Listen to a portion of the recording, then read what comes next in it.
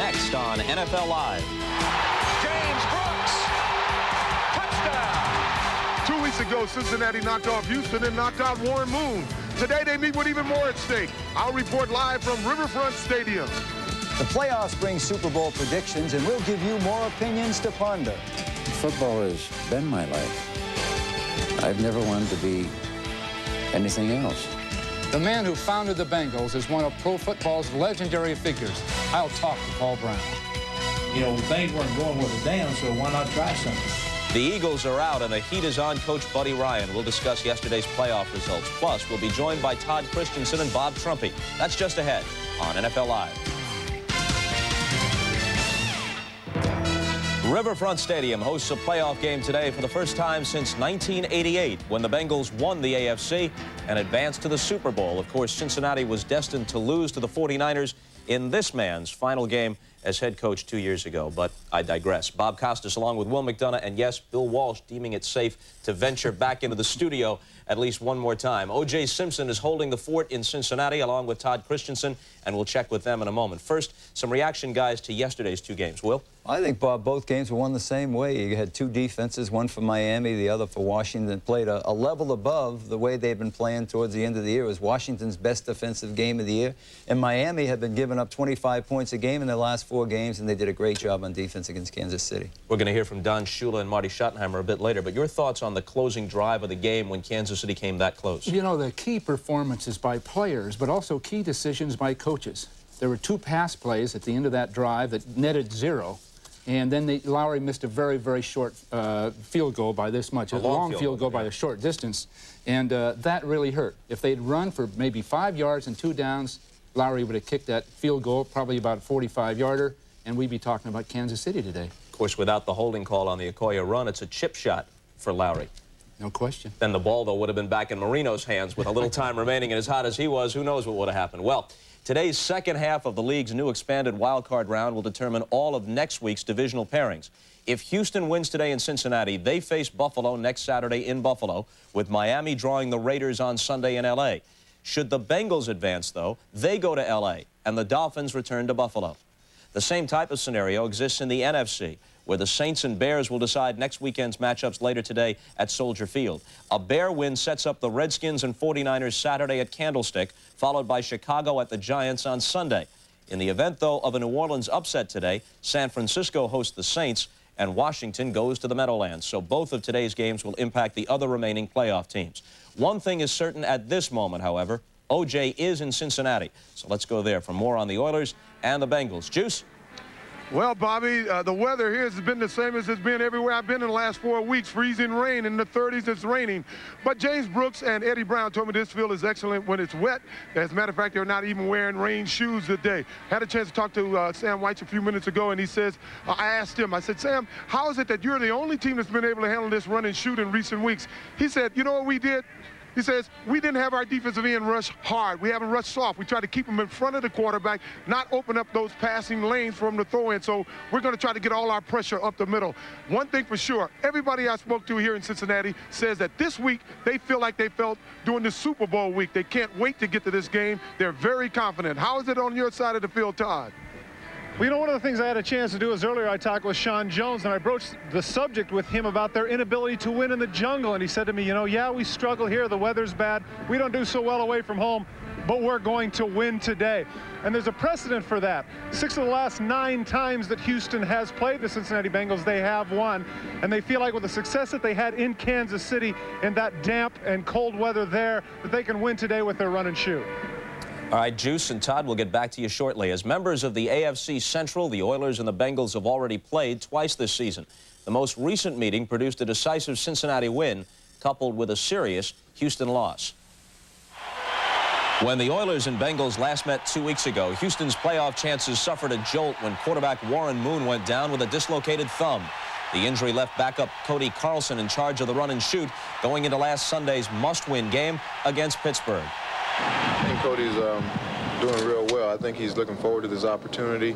He knows our offense inside and out, so that's not a question. Everybody's got confidence in Cody. He studies the game, keeps up with it, works. So we just have to have the reactions a team like Buffalo has when they lose their quarterback. If the coaching staff or You know, if people weren't comfortable with me, I probably wouldn't be here right now. You know, I would have been let go during training camp or something. So I do, you know, I feel like they have confidence, and if they don't, then they better fake it real good. If there were any doubters, Carlson silenced them by going 22 of 29 for 247 yards with 3 touchdown passes. The win put the Oilers into the playoffs to face the Bengals again. And according to Sam Weish, no one should have been concerned about Carlson's inexperience. I think people underestimated the importance of, or the lack of importance of, experience there. This guy didn't have a lot of snaps under his belt in a game, but he had a lot of exposure around that offense over the period of a couple of years. I'm very happy about this game, but, you know, also realize what we have in front of us and the opportunity that we have to do this every week and keep going, you know, on to the Super Bowl. Now, last summer, Cody Carlson did his best to force a trade, having grown unhappy as the backup to one of the league's best quarterbacks. But instead, the Oilers signed him to a 1-year contract, and now there's little doubt that his stock has gone up after Sunday's dazzling performance against the Steelers. But, Bill, what will he have to do today in Cincinnati in order to fare better than Warren Moon did against the Bengals 2 weeks ago? I'm sure he's seen the tapes, Bob. He has to get rid of the ball. The last time the Oilers played the Bengals, Moon was a little sure of himself. He held the ball too long. And the Bengals developed some line stunts that got to him and disrupted and destroyed their offense. In this case, Tim Crumwright will shift down over the center just before the snap, and then he's going to stunt all the way around to his right side and be totally unblocked. And Warren Moon doesn't even see him coming. So the Oilers have seen these tapes, but the Bengals have got an excellent plan, I'm sure, to force them to get rid of that ball. Now, when the Bengals have the ball, the Oilers had to be concerned with stopping James Brooks, who had better than 200 yards against them last time. James Brooks is a great clutch football player. A lot of people get stats as the year passes, but when you get to the big games, this is a great, great football player. And the Bengals have designed plays to take advantage, in this case, of the Houston nickel defense. Anthony Munoz, the great offensive tackle on the left of the screen, is going to trap Childress, a fine defensive lineman. But watch how Brooks reads all of those blocks. 3 different blocks to break out clean and go all the way. And Houston's going to have to really be on their toes throughout the game, or this guy can destroy him. That's always been his strength, that ability to cut back, read the blocks, see the openings, and then quick change of direction that could develop into a big play. No question about it. Okay, well, the Cincinnati Brain Trust is headed, as always, by the remarkable Paul Brown. Bill Walsh is back to talk with his one-time mentor when NFL Live continues after this. NFL Live is brought to you by Alamo. Who either played for Paul Brown or served as assistants under him. The roster includes Chuck Noll, Don Shula, Weeb Eubank, and a moderately successful fellow named Bill Walsh. Now, descriptions of Paul Brown include teacher, innovator, businessman, and perhaps most accurate of all, pioneer. Here's Bill Walsh's visit with one of pro football's founding fathers.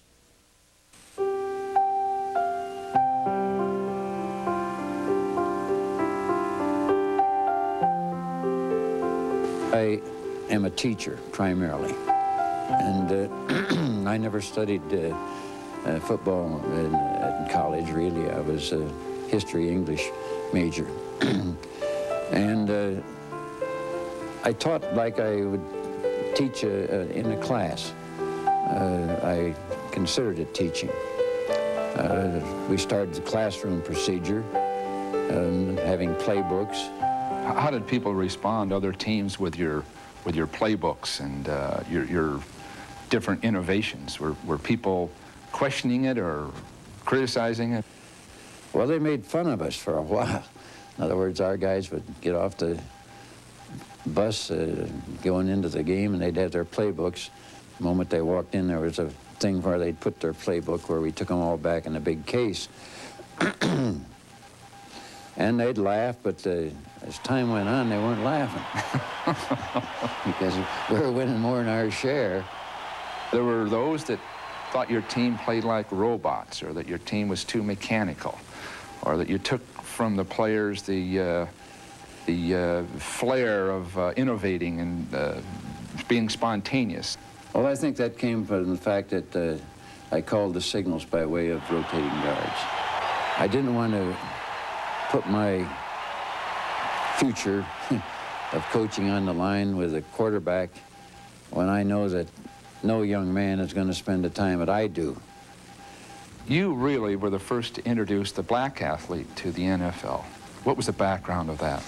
Well, the first black athlete, football player, there were two men that I brought to camp, Marion Motley and Bill Willis. I didn't do this for any social reason. I was totally, that passed me by. I didn't even think about it. I did it because they were players I had, and I thought they could help our team. How about you as a coach? Your strengths as a coach, those things that you stood for as a coach? I guess I was pretty strong-willed. Nothing really was going to change what I really believed in.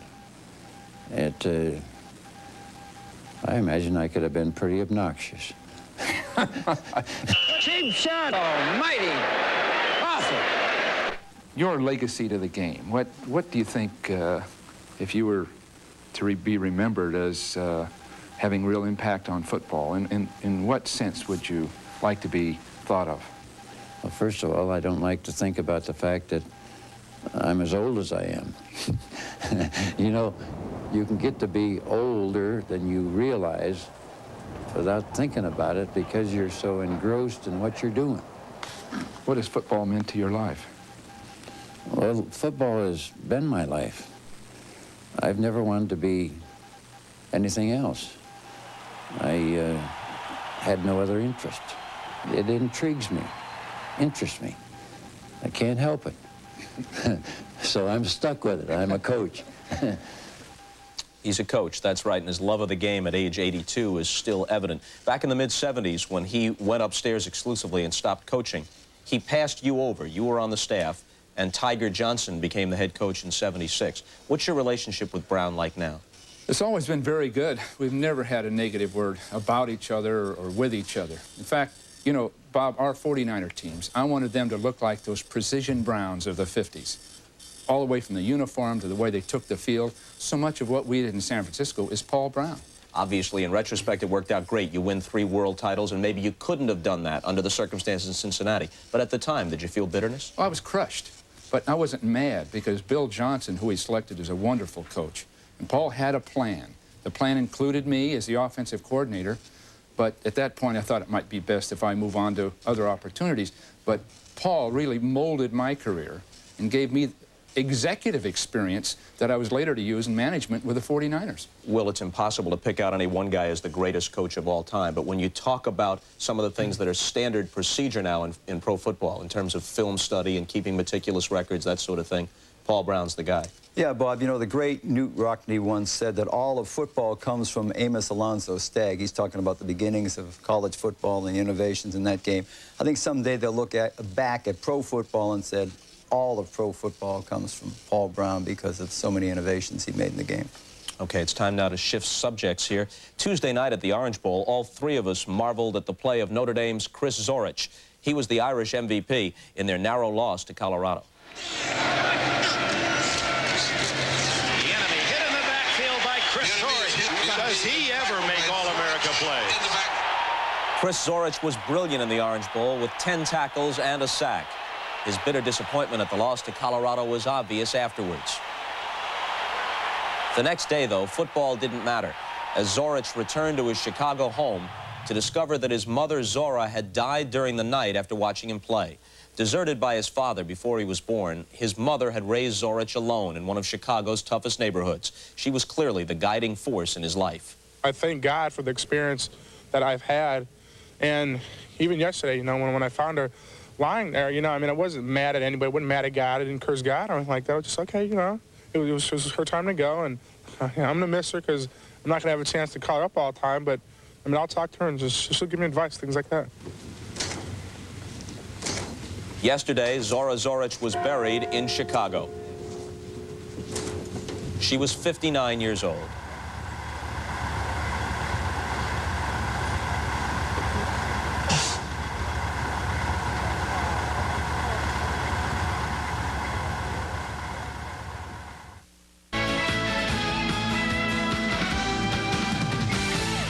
Okay, as we said earlier, the expanded playoff format began yesterday with the Redskins, Dolphins the winners. Now, Jim McMahon replaced Randall Cunningham for one series in the second half as Buddy Ryan sought to cure Philadelphia's offensive anemia against Washington. But all that move produced was second-guessing.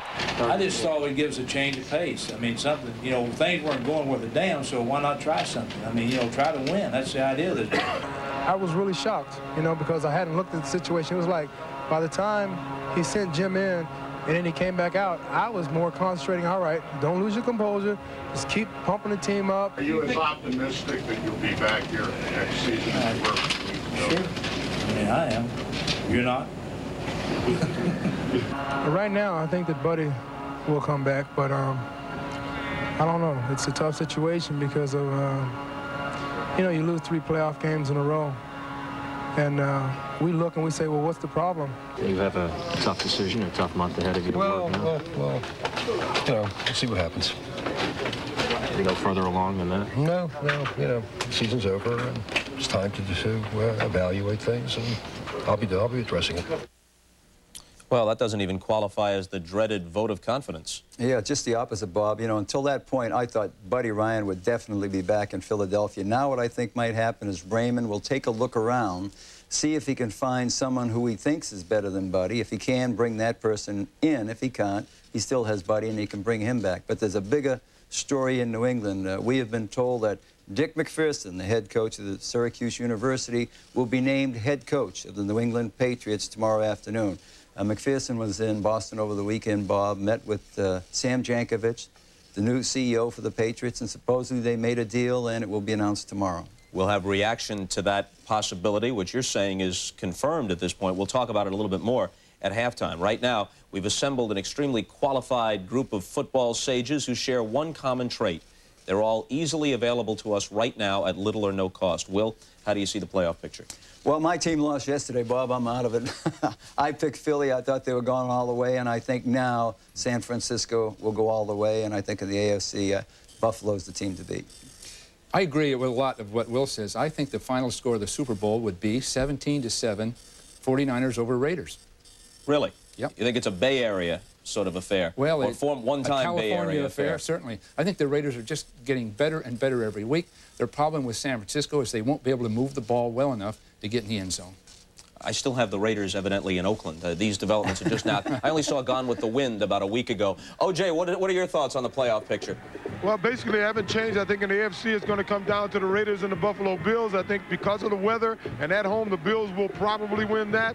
And the 49ers tend to turn it up a notch in the playoffs. So I see the Raiders and the Bills.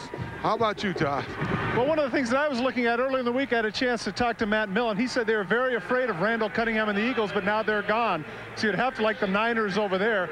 Steve Berline, who I talked with 2 days ago, talked about the fact that they were hoping that Kansas City could go up to Buffalo and knock them off, but that's not going to happen now either. So you have to like the favorites there. What do you think, Trump? Well, I'm only concerning myself with this game today, and this is the kind of weather that Cincinnati was hoping for this playoff game. Their thinking is that the receivers from Houston can't hang on to this football. I like Cincinnati's chances here in Cincinnati today. All right, Trump, thanks very much. Guys, I'll put a buck on the Saints versus the Oilers if you'll give me 1,000 to 1. It's a study in contrast at quarterback in Cincinnati today. The celebrated Boomer Esiason versus the unheralded Cody Carlson. The Bengals and Oilers just moments away from kickoff, and we're back to wrap up this edition of NFL Live in a moment. Boomer Esiason about to be introduced before the hometown fans. We're moments from kickoff, obviously. Quick take on this one from Messrs. McDonough and Walsh. Bob, I like Cincinnati because they're at home, and Boomer Esiason's been there before, and Cody Carlson hasn't.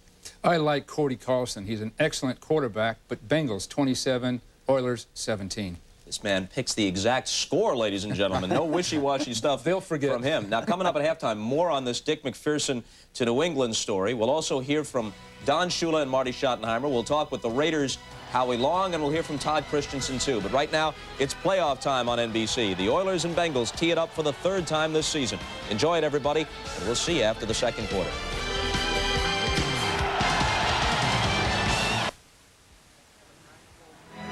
During this time of paying tribute to the memory of George Allen, it somehow seems appropriate that 2 of his former Redskin players who went with Allen to his only Super Bowl appearance after the 1972 season will be head coaches on opposite sidelines today.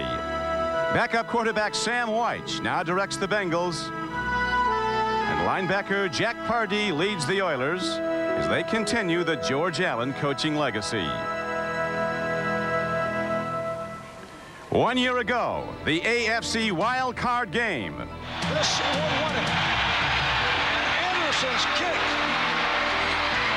is good. The Pittsburgh Steelers have upset the Houston Oilers. The Oilers' Super Bowl dreams ended, but this year the Oilers are back. Houston's run-and-shoot offense has exploded on the scene. It rates as #1 in the NFL.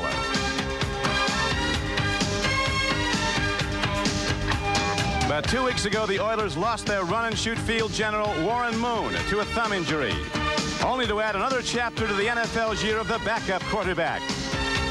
Cody Carlson threw 3 scoring passes last week to shoot the Oilers into the playoffs.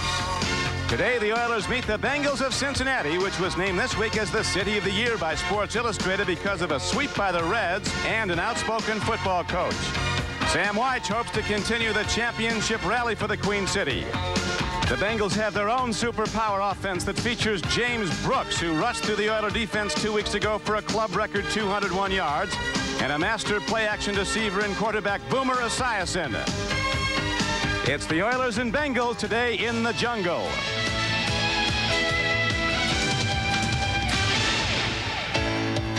Today, it's an AFC first-round playoff game as the Houston Oilers meet the Cincinnati Bengals. It is cold and raining in Cincinnati as the Oilers and the Bengals are ready to meet for a 3rd time this season. Good afternoon, everyone. Don Trickey with Bob Trumpy on a day when Mother Nature is going to play a big factor in the outcome of this game. Both coaches fear turnovers. Home field has been dominant in this series. In fact, the Oilers have been beaten 8 of their last 9 trips to Cincinnati, and yet, Trump, some key Oilers are guaranteeing victory. Yeah, it's rather surprising that the starting defensive end, Sean Jones, guaranteed victory this week, and Bubba McDowell, the starting strong safety, guaranteed victory this week. It's a little more like the Glanville era Houston Oilers as opposed to the Jack Pardee Houston Oilers. He's very quiet, and he does not like his players guaranteeing victory the week of the playoff game. Oilers have the #1 offense in the NFL, but at the controls now is Cody Carlson, in for Warren Moon, who's been injured, as you know. Carlson was absolutely terrific last week against the Pittsburgh Steelers. And his players have great confidence in Cody Carlson. The Bengals have won the toss, and now the Oilers kick it off. Garcia hits the ball downfield, and here comes Eric Ball from UCLA across the 15-yard line and the 25. And Ball, finding a crack, opened up by that wedge, gets it out to the 29-yard line. Boomer Esiason, who was the National Football League's most valuable player 2 seasons ago, coming off his poorest year, threw 22 interceptions.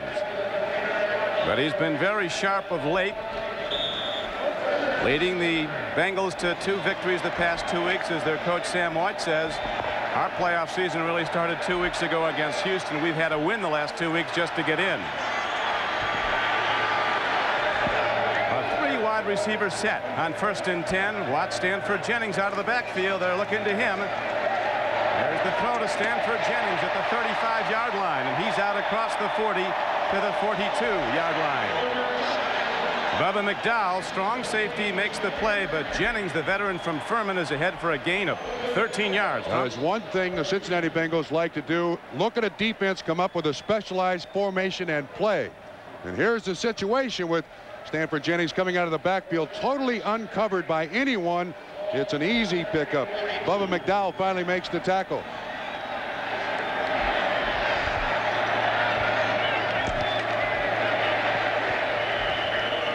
Straight ahead on a 1st down play, and the ball is close to the 45-yard line. Ickey Woods gets the call. Back after that injury problem, kept him out almost a season and a half. As we look at the starting lineups, a terrific offensive line, a 10th straight Pro Bowl for Anthony Munoz at left tackle, Reimers, Kazurski, Moyer, and Walter. Very strong up front. Esiason, the quarterback, James Brooks, another superior year, 1,000 yards rushing. Very good wide receivers. Mike Barber will come in as an extra one. Rodney Holman, the tight end, stays in the game. He can get deep. On 2nd down and a long 7, here is a throw to Holman up the middle. Oilers come a hitting on The Pro Bowler Rodney Holman, Bubba McDowell, the strong safety, and John Grimsley, the middle linebacker, made the stop. Important play here for Houston if you're a Houston fan. Bubba McDowell there to assist on the tackle. He's had some knee problems over the last couple of weeks. Didn't play in the last Houston game. And seeing Bubba McDowell make a good hit there for a very short yardage for Rodney Holman, that's a big factor in the defense of the Houston Oilers. There's McDowell from Miami of Florida. He was terrific from his first spring game. Standout for the Hurricanes and started as a rookie for the Oilers. Here is a get up the middle of James Brooks. Cutting into the gap and looking for room. He's ahead on 3rd and short. And appears to be Trump just short of the first down as outside backer Johnny Meads made the hit for the Oilers. Yeah, I don't think he's got enough for the first down here. So Sam White's is faced with his first key decision. But from the hand signals he's making on the sideline, when his hand circles over his head, Don, that means same personnel. So at this point, Sam's already made the decision that they're going for it on 4th down. White has been saying all week he's got things in his bag of tricks. He's an amateur magician. And no one seems to know. Then he said yesterday, well, maybe I'm lying. Maybe I do have some new things. What do you think, Ron? I think that was just newsprint. You know, if you can just give the other team something to think about. There's the hand signal again. Same personnel. So it's 4th down and inches. The Oilers, in addition to having the #1 offense in the NFL, also have a very good defense. It rates number 11 overall. There's the Jim Eddy, the all-blue outfit, the defensive coordinator. They've reduced their touchdown count allowed from 48 a year ago to 30 this year. They've improved markedly. First big moment of this game comes early, 4th and inches. Only an audible there down at the line of scrimmage by Cincinnati. Boomer puts his head down. And it looks like he's got it as the linesmen come in to spot the ball at about the 47-yard line of Houston.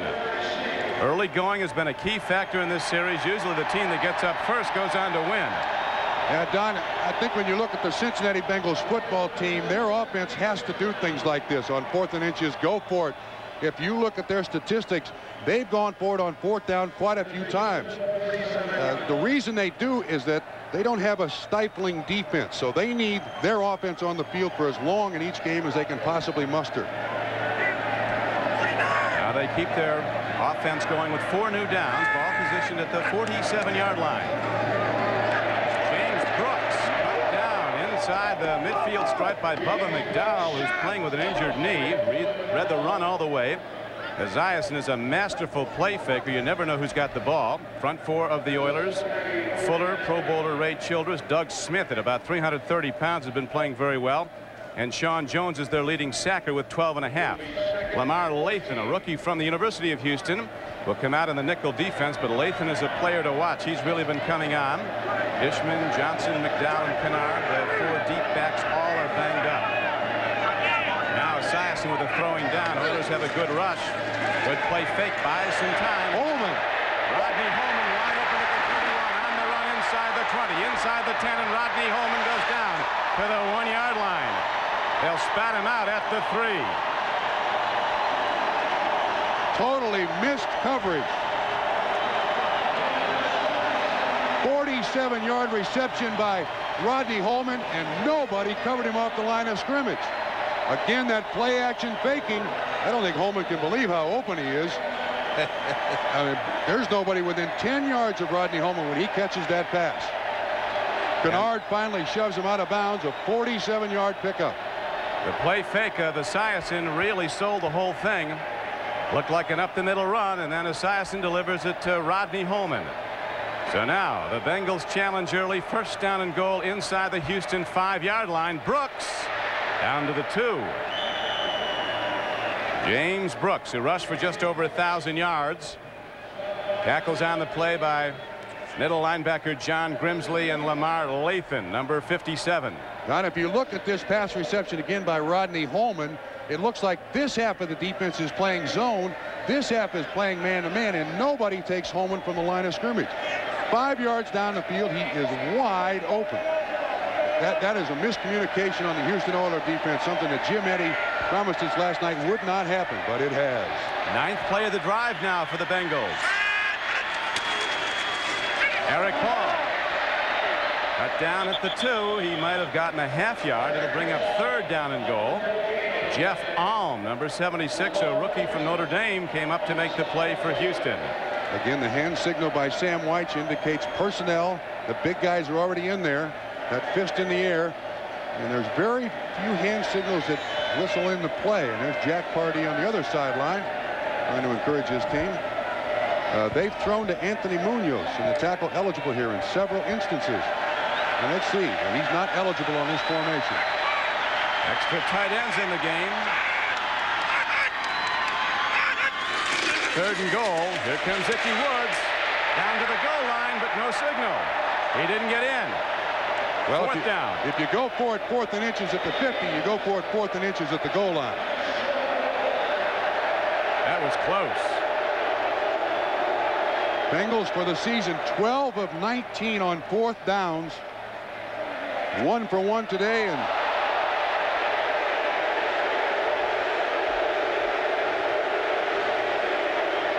you can see Woods, good block by Eric Ball up front, but this is excellent pursuit, and he does not get that ball over the goal line. That's an excellent call by the officials. So we go 4th down and goal now for Cincinnati. This game scoreless. Opening drive of the Bengals over the top and into the end zone. Ickey Woods broke the plane.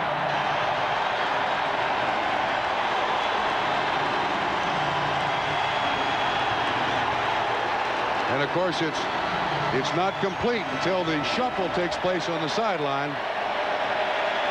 A beloved part of American folklore, the Ickey shuffle will be coming up. The Ickster has learned how to milk it too. He walks to the sideline. He'll wait till after the extra point. Jim Breach hits the point after, and the Bengals take a 7-0 lead. This is not vintage Fred Astaire. It's the Ickster zone, and here it is. Hey, Paul Brown did that in 1988. They're up and rocking in Cincinnati as the Bengals have taken a 7-0 lead. Don Criqui with Bob Trumpy back at Cincinnati, where the Bengals have just gone 71 yards in 11 plays with number 30 Ickey Woods on the payoff in a 4th down over the top dive. They've now taken a 7-0 lead over the Houston Oilers. 2 weeks ago, Bengals beat the Oilers here 40-20, but earlier in the season, Oilers beat the Bengals 48-17 at the Astrodome. A short kick by Johnson. Bernard Ford, a speedster from the University of Texas, protects the ball and gets close to the 20-yard line. And I want to go back to the big play that was the instrumental play in the Cincinnati Bengals score. If you got a free safety here, that's man-to-man. These 2 guys are playing man-to-man, and these 3 individuals are dropping in zone coverage. Holman goes here, no one close. In big games, mental mistakes kill a football team, and here's the first mental mistake of the game by the Houston Oilers. Somebody missed the coverage back there that let Rodney Holman wide open. That was a 47-yard gain, and soon after the Bengals touchdown. Bengal fans really kicking up the decibel level now, making it tough for Carlson to call signals. An out pattern not close to anybody. Curtis Duncan was running a fly, and Carlson was throwing an out. Cody Carlson is a 3rd-year player from Baylor. Terrific offensive line, too. Maggs, a standout. Munchak, a veteran Pro Bowler, and a first-team All-Pro at guard is Bruce Matthews. They've moved him to center to try to open up the running game. Dawson and Williams, the other linemen. Lorenzo White is the main runner. The run-and-shoot group includes Jeffries, Hill, Givens, and Duncan. 2nd and 10 now for Houston.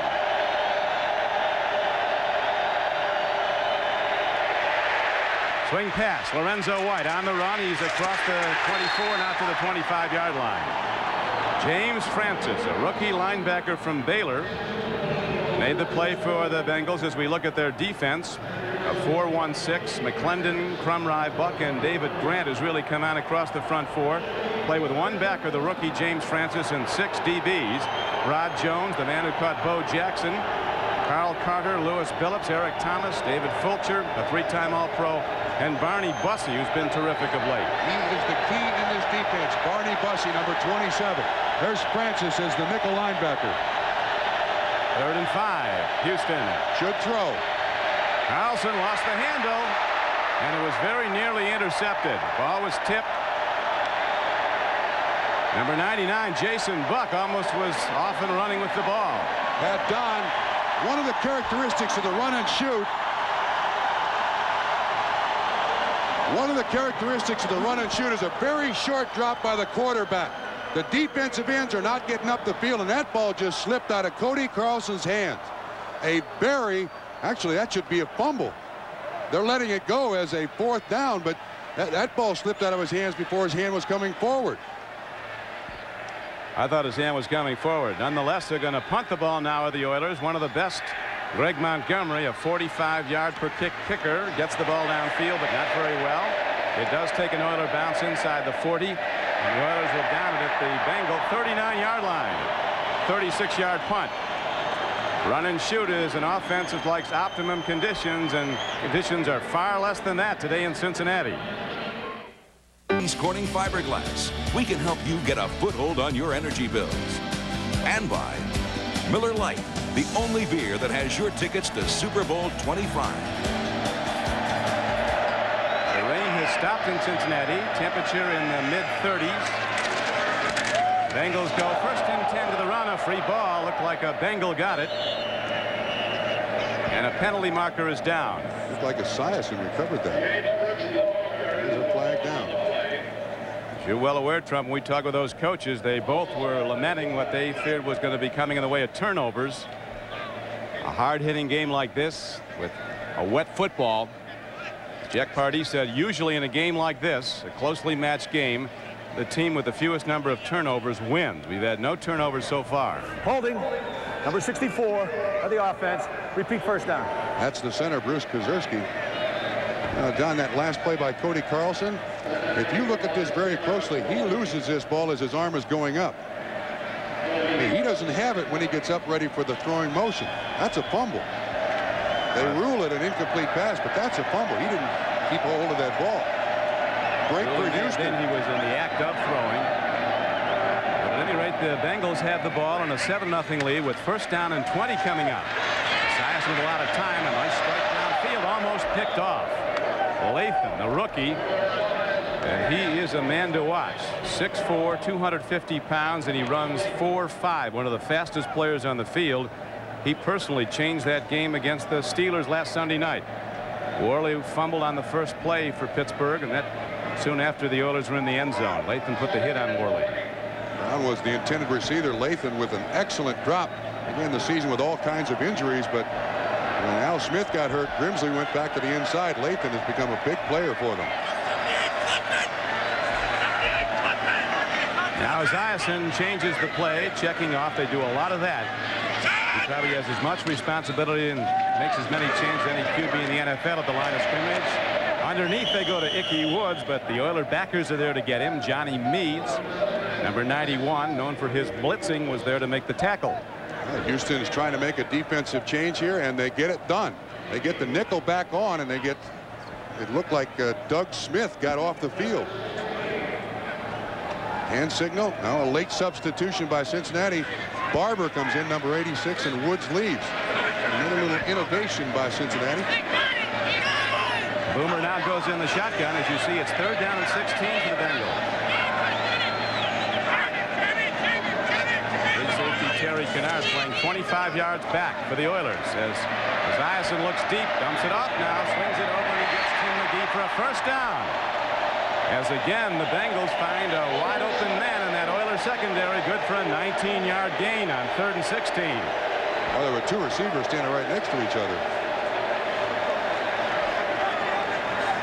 The tight end Rodney Holman actually backed off so that Tim McGee could make the catch. Richard Johnson is the closest man in coverage. This is zone. McGee going on the crossing route. That's obviously Cincinnati's choice. There's Holman, 82. That's a 19-yard pickup. Boomer Esiason, 5 of 6, 88 yards, and that's a 3rd down that Houston can't allow to be converted to a 1st down, and they've done it. Well, the Bengals with big passing plays have kept the Oilers back on their heels, and here's Esiason going to the run. Brooks. This time they get him. Sean Jones, the right end, number 96, caught him. James Brooks just took apart the Oiler defense, rushing for a club record 201 yards against them 2 weeks ago here at Riverfront. What a player. James Brooks, 180 pounds, and he uses every ounce of it on every down. The Houston Oilers claim that 200-yard rushing performance by James Brooks, you can't discount it, but they were hurt. Al Smith was playing with a broken thumb and couldn't tackle. Bubba McDowell was out. Jim Eddy told us last night, we're healthier. He won't do that against us today. Here he's trying again now. This time he breaks it as James Brooks is ahead for a first down to the 32-yard line. Terry Kennard, the free safety, makes the stop 14 yards downfield. Bengals drive on with another first down. This is this power zone blocking that the Cincinnati Bengals have used for the last several years. As you watch all these guys step with the same foot, they almost look like the Radio City Rockettes. And the guards actually lose ground. And they get great blocking position on the linebackers, and Brooks hides behind those big guys for a huge pickup. Now back to live action and back to James Brooks. On first down, he's cut down for little or no gain. Number 91, Johnny Meads, got him. Brooks is in his 10th year out of Auburn. 4 times a Pro Bowl player. He gets up holding his hand there. Looks like something might have happened to. We got another dislocated thumb. He's got something wrong with his thumb too. What is it with dislocated thumbs here? That's absolutely amazing. This might be the most valuable Bengal, James Brooks. This is on his left hand. I can't really see the injury, but the doctors are attending to him. This is a huge loss for Cincinnati.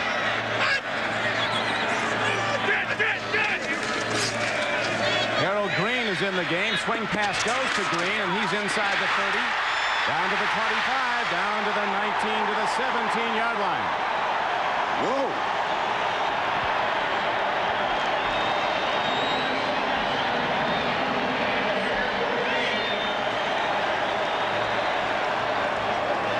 Green, to this point in his rookie season, little used. Early in the year, he had fumble problems. But they liken him to Dwayne Thomas of the Dallas Cowboys, Don. Big kid, great acceleration, good strength. Not much of a ball receiver out of South Carolina, but a good outlet pass there for Boomer. Ooh, totally one-sided. Boomer having one of his best days. 6 of 7 for 101 yards throwing the ball. Looking up top again, another connection, but it's dropped by Green at the 15-yard line. Bring up second down and 10. Actually, this was an easier catch than the last one. Game clock shows 2:29 to play in the first quarter. Misting rain falling on and off. Field for the most part is not too bad. They had it covered until this morning. Yeah, Harold Green let that ball get to his chin. You got to catch that with your hands anytime you possibly can, and especially when it's wet. Cincinnati's now run 19 plays to Houston's 3 down. Houston 1 possession, 3 and out. Had to punt the ball. 7-0 Cincinnati. Bengals looking to put the knockout punch on early. Brooks has gone to the locker room. Rookie Green runs again, and Harold Green takes it inside the 15-yard line and inside the 10. James Brooks was taken to the locker room, Don. We've had no word from the bench what the injury is, but he had a funny-shaped thumb. I don't know what it is with thumbs here late in the season for professional football players. Brooks averaging over 5 yards a rush this season for the Bengals. He was a 1,000-yard rusher, also caught 26 passes. So now a lot falls on the rookie Harold Green, who the Bengals think is going to be terrific. He's big, 6'2", 225 pounds.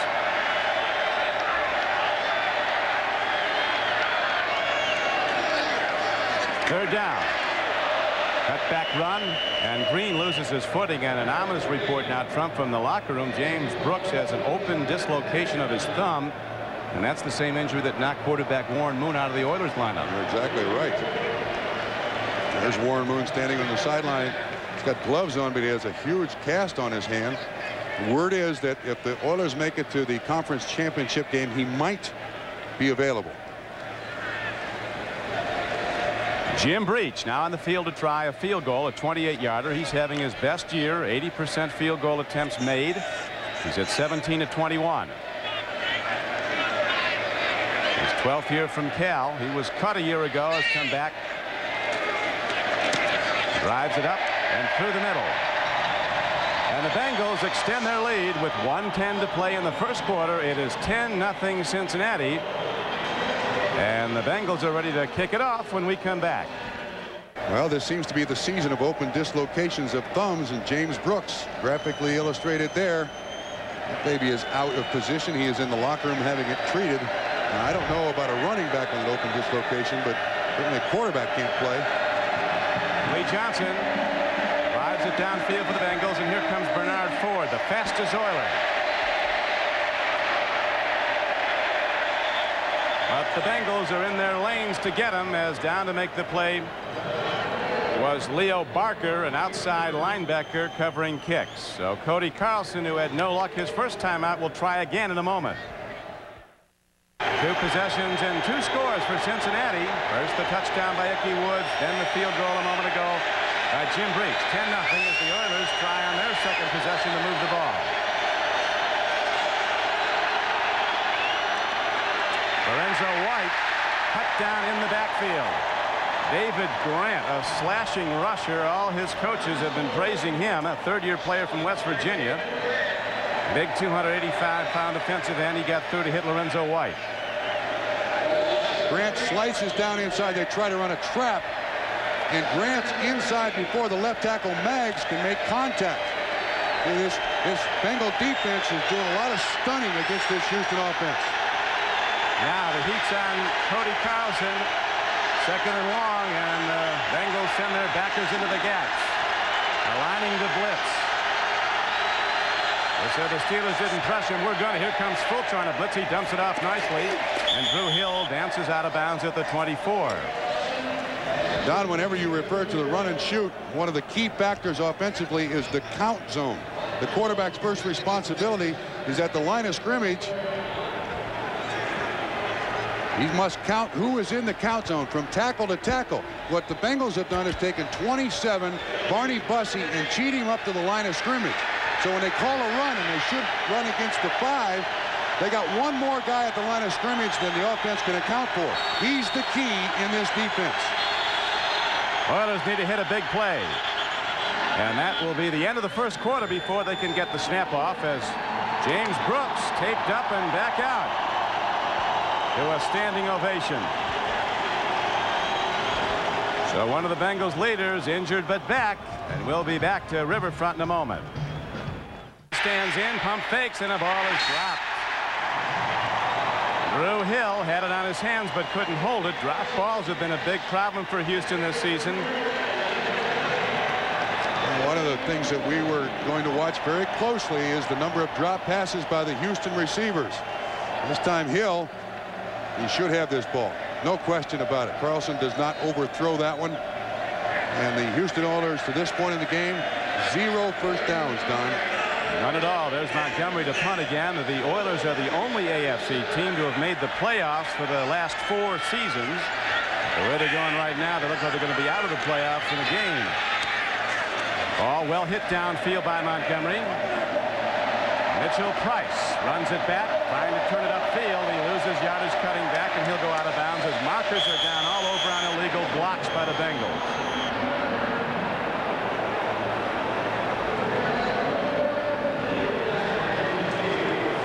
But the Bengal offense comes out for a 3rd time. In 2 previous trips, it's put up 10 points to lead 10-0 early in the second quarter. Dale Hamer, the referee. Jack Pardee, who made the run and shoot the official offense of Houston, Texas. He brought it in there with the Houston Gamblers of the USFL. Then with the Houston Cougars, the University of Houston. Personal foul, clipping on the return, first down.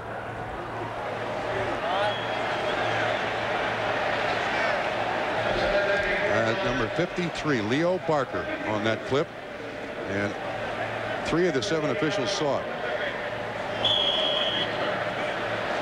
James Brooks came back out of the locker room. Doctors looked at the x-ray. They took him back in the locker room. don't know what that means, but there he is. Short time ago, James Brooks came out, and then they sent him back in. Esiason again with a play fake. Steps up into the pocket, dumps it off. This is Ickey Woods on the run. Ahead for 8.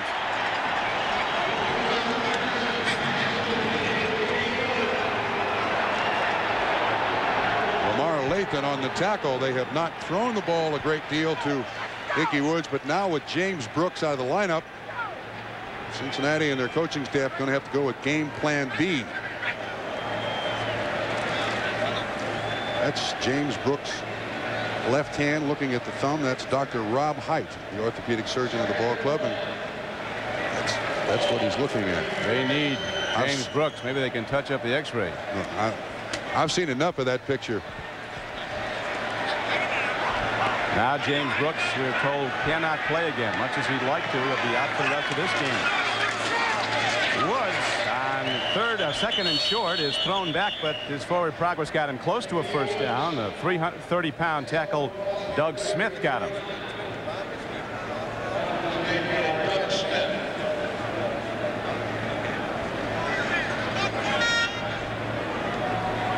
First quarter numbers overwhelmingly in favor of the Bengals, who lead the game by a 10-0 count. Those numbers very uncharacteristic of the run and shoot. Time of possession, the run and shoot this season has been a ball possession offense. They lead the league in third down conversions. They've gotten nothing so far today.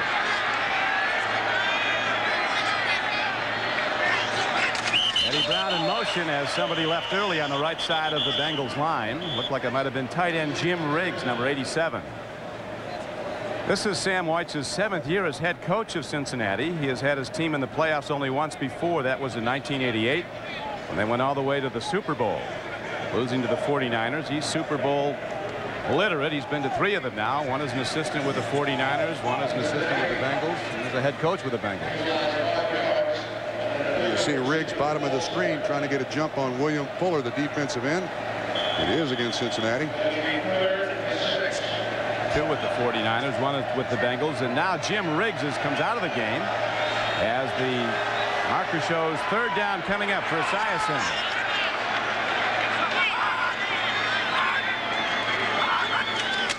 Bengals need 6. He can run. He's playing hurt, has a groin pull. Dives ahead. Did he get there? He did. Oh, look at the other coaches.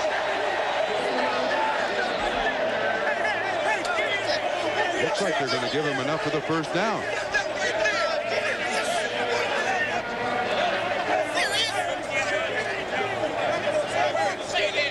Clock is stopped. 12-13. Now they start it up again. It's running. As Esiason diving for the first down, and the spot is apparently going to be enough for it. Lamar Lathan, again, 57 out there to assist on the tackle. I think once the replay reviews this, foot is out. It's going to be short of the first down marker. But as they have it positioned now, he's got enough for the first down. And what happened there is the official got chased out of bounds by all the pursuit and the running back. See, 81, the official. Watch his left foot on the line. But see, the official gets chased out of bounds there. Yeah, they're not going to have a first down on this. The down marker shows 1, though. Right now it's being reviewed with 12:08 to play in the first half, and the Cincinnati Bengals leading the Oilers 10-0. Bengals went on 2 fourth-down plays in that opening drive, and finally Ickey Woods took it in. Yeah, down leading. Watch that left foot there. He's out of bounds, leading 10-0. Sam White's your mindset changes. Now you play a game of field position against Houston. You take no chances on the fourth down. You get the ball on a punt as far down the field as you can and make Houston's offense look at the long field. That's the chess game that coaches play week in and week out. 10 points on the road against Houston. It's like 20. With Cody Carlson at quarterback, it may be more like 25. They haven't been even close to running any successful offense, the Oilers. Once again, we look at Boomer dive on a third down play. He needed 6, extends his arm trying to get to the mark. Your bartender, if you're watching in a bar anywhere, can make this call. He doesn't need to know the rules. He knows it's short of the first down marker.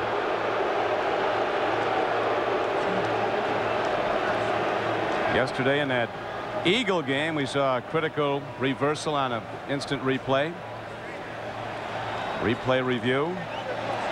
The new rule in 90 is from the moment the review gets it, they got 2 minutes to make the decision. But then once they make the decision, they have additional time to go back to the proper yard marker. That's the delay, trying to identify the proper yard marker. I think they're going to reverse it. Well, if they don't, well, they're going to be sure. If they don't, they should unplug all that equipment, take the afternoon off. Do I make myself clear? Yeah. Okay. That was how you really feel. We have a reversal. The runner stepped out of bounds. The ball will be placed on the 32-yard line. 32. So the Bengals will punt for the first time. It was ruled that on the review that Boomer was out of bounds before he got to the mark. The only problem there is the line judge has to be chased out of bounds. He didn't want to give up his kneecap on this particular play, so you can understand the confusion there, and it was well handled by the officiating crew and the review crew. Lee Johnson having a good year punting the ball. Gerald McNeil is back now for the Oilers. A well-hit ball. It drives McNeil back to his 15. Return right. He's across the 30. And one of the smallest players in the NFL is swept under by about 1,500 pounds of coverers, led by Ed Brady and Kevin Walker. A 52-yard punt, a 15-yard return by McNeil, and the Oilers will try an offense again when we come back.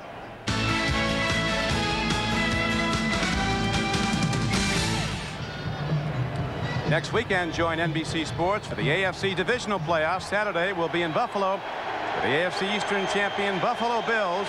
The team with the conference's best record will host a playoff game. On Sunday, it's to the Coliseum in Los Angeles, where the Raiders will host another one. Right now, the Oilers, looking for offense, have Cody Carlson on the drop.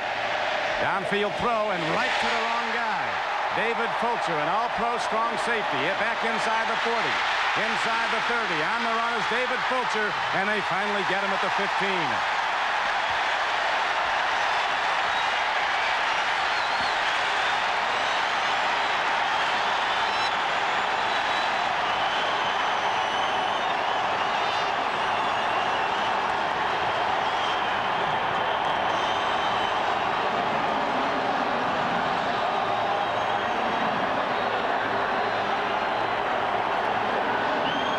Nothing but discouragement here. Here's Fulcher. The receiver comes down. Carlson doesn't come close to making the completion, and there was very little pressure on him, Don. David Fulcher just sitting there waiting for the interception. And to this point, Houston without a first down. Carlson 2 of 5 with an interception. And the problem is, with 11:25 to go in the second quarter, there is no other offense to go to. That's the problem with the run and shoot. They're stuck with it for the day. Yeah, it's an offense with 8 wide receivers on the roster and no tight ends. Now the Bengals, looking to put a knockout punch on, have it 1st and 10 at the 15-yard line of Houston. Harold Green cuts in, and he's down inside the 10-yard line. Now, the net result of the lack of run and shoot offense by Houston is that already the Houston defense showing great signs of fatigue. Their defensive line now playing a little bit higher, Don, and the offense of the Bengals able to make those blocks.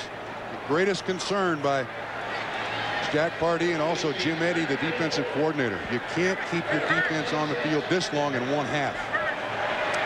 John Grimsley and Terry Kennard combined on that tackle, but it was 6 yards downfield. 2nd down and 4. Green, he's down to the 5-yard line. Offensive front of the Cincinnati Bengals just busts open the Oilers. John Grimsley there makes the tackle, and this is the area of the field where the Houston Oilers come with a blitz, and you can see the blitz. And you got Leander Knight, 21, the strong safety blitzing. This is where Houston really takes its chances. Their best bet now, try for a turnover on every defensive snap. First down and goal for Cincinnati. 9:48 to play in the first half, and the clock's running.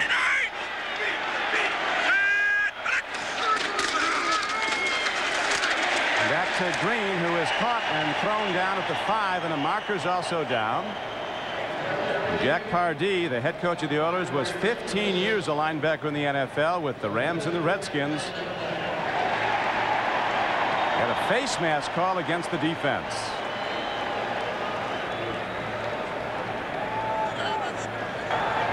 Face mask on the defense. Half the distance to the goal. First down. See if we can pick up who got the hand. That's Ray Childress, the defensive left tackle. He's up there grabbing anything he can, and well, he's got to be whipped already.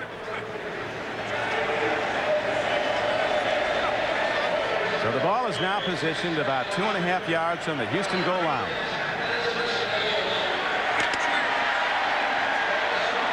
Ickey Woods in the backfield along with Green. 3 tight end set. This is Ickey Woods. Fake to him and the throw to Green. Touchdown Cincinnati.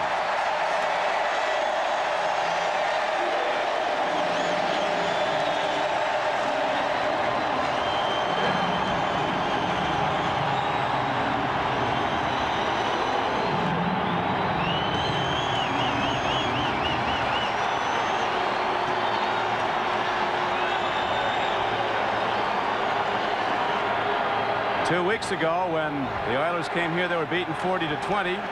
A year prior to that, on their annual visit to Cincinnati, they lost 61-7.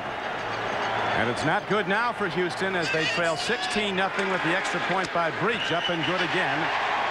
And the Bengals move out to a 17-0 lead. So Cincinnati, the team that fought to get in the playoffs, is rolling right now. With Bob Trumpy, this is Don Crickey back at Cincinnati where the Bengals kick off yet again. Downfield is Alan Pinkett taking the ball back for the Oilers. Finds a gap and breaks it across the 30 and keeps it going all the way out close to the 40-yard line. But so far, the Oilers have had virtually no offense. 7 yards offense. Now let's go back to the touchdown. The rookie linebacker Lamar Lathan is here. You can see the defense is very late and somewhat confused as to where the strength of the formation is. The running back releases out in the flat. There's no one there to cover it. Again, a miscommunication on the defense in a playoff game. There's Sam White's reaction.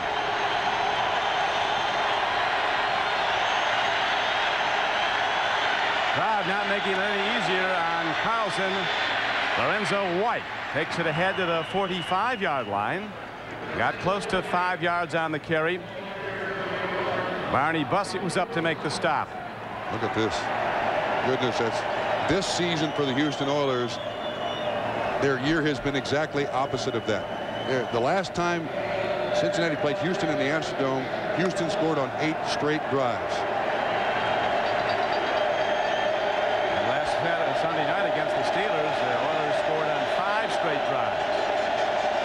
Right now they're out of this game, down 17-0 with 8:28 to play in the first half. White, marker down. And so is Lorenzo White for a 4-yard loss. James Francis, who played 1 year with Cody Carlson at Baylor, is up to make the stop. Lead the tacklers. Now we talked about the count zone. The legal procedure against Houston. Things are coming apart at the seams here for the Oilers. But we talked earlier about the count zone. Look what happens. Here's Barney Bussey cheating to the line of scrimmage. David Fulcher cheating to the line of scrimmage. And you've got 5 guys to block 7. And these 2 guys are there to make the tackle. And that's what happens when they try to run the ball to the outside. There are just too many guys there. You see, Bussey takes on 1 guy. Fulcher's right there to make an assist on the tackle. Nothing is working. Pressure now on Cody Carlson. He has to make a play here. 3rd down and 7.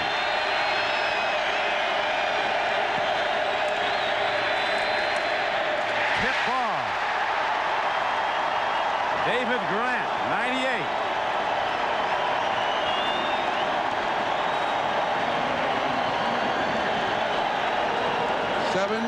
1:59 to go in the second quarter. Houston has yet to get a first down. David Grant, just a little pressure and then hands up in the air. They run the stunt. T98 at the bottom, swings around, gets his hand up. Last week against Pittsburgh, Carlson had a lot of balls tipped at the line of scrimmage. Montgomery had only 34 punts in 16 regular season games. He's had 3 already today. This one a low kick downfield. Mitchell Price moves up on it. It does take an Oiler roll. And it'll be down to the 13-yard line of Cincinnati. Now with 7:48 to play after the 44-yard punt by Montgomery, the Bengals and that high-power offense are coming back out. The Bengal possession's a very effective offense. Cincinnati keeping the pressure on with some of the game's best skill position players. And Boomer Esiason, coming off his poorest regular season from a numbers standpoint, having a terrific day, hitting people all over the field.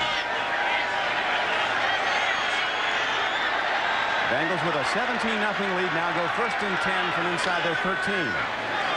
Quick out. That's Eddie Brown. Turns it up across the 20, close to a first down. Chris Dishman knocked him down. Brown had another big year, 9 touchdown passes. Now you can see the change here in the Bengals offense. They're going with 3 tight ends. They got Riggs, Caddis, and Holman, all 3 in the ball game. 1 running back, Ickey Woods, and Eddie Brown, the wide receiver. And that's their hammered at the Houston defense mindset right now. Take the high percentage completion and run the ball a lot. Howard set now with a 2nd down and 1 coming up. Woods. 3 yards and a first down as middle linebacker John Grimsley made the stop for the Oilers. Game clock down to 6:52 to play in the first half. Okay, again, this is power zone blocking. Here's the 3 tight ends, 2 there, 1 there. And you see everybody just take them outside. Woods cuts back. It's a good belly series, and it's a play the Cincinnati Bengals have featured for several years here under Sam White. Just look for that little crease in the defense and let the linebacker make the tackle 5 yards down the field. It's a first down pickup. Oh. Housekeeping here, a little equipment repair on Bernard Ford as Esiason looks at a 1st and 10. Again, the play fake and that overhand delivery, and it's good for a completion to the 29-yard line. He got 4, throwing it out to Tim McGee. Key play when you're up 17-0 in the playoff game is that first down play. It's just a hitch pass, and you want the completion because the value is not what you get or don't get there. It brings up 2nd and 5. So now the offense is in excellent shape. Oilers secondary, Trump seems confused. And they're playing off. And Jim Eddy, the defensive coordinator. Esiason this time goes to the run. It's Harold Green. High stepper. He's ahead for a first down. Grimsley again on the tackle. It's basically the same play. Power zone run blocking, and watch Green bounce it to the outside. Means misses the tackle there, 91. Another first down. Quick snap. There was extra players on the field for the Oilers. As they try to dump it off, the Bengals go with that quick snap that's caused so much confusion in the NFL, and markers are down.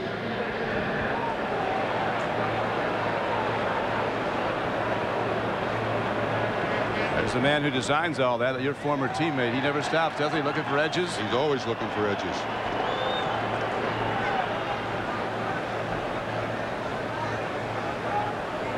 Oilers had 3 guys going as fast as they could to get off the field.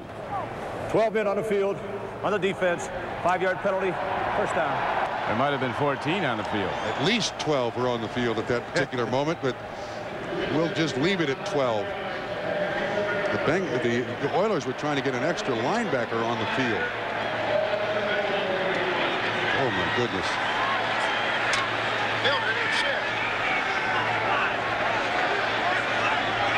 Full day's work for the Oiler defense as the Bengals now have an interesting play call. First down and 5.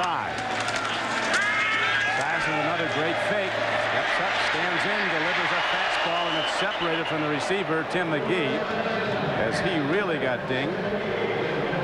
Bubba McDowell, number 25, and Chris Dishman, 28, combining on a double pop.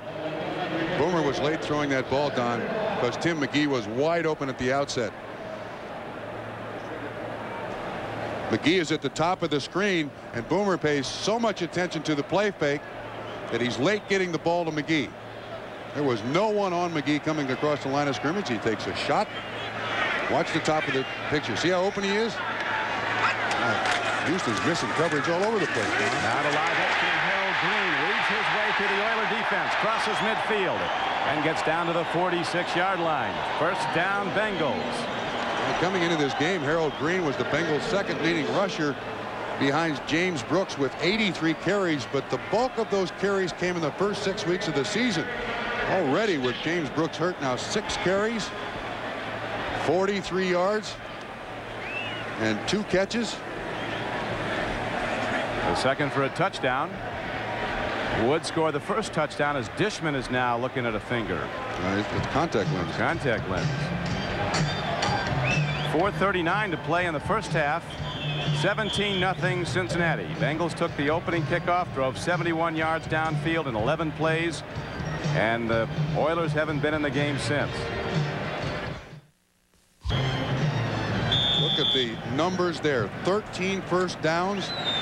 This Houston team led the NFL in first downs for an offense. They've gotten 0 today. Bengals working masterfully behind the left arm of Esiason. Pump fake, and there's the home run ball. The defense is beaten, but now a hanging ball gives it time to recover.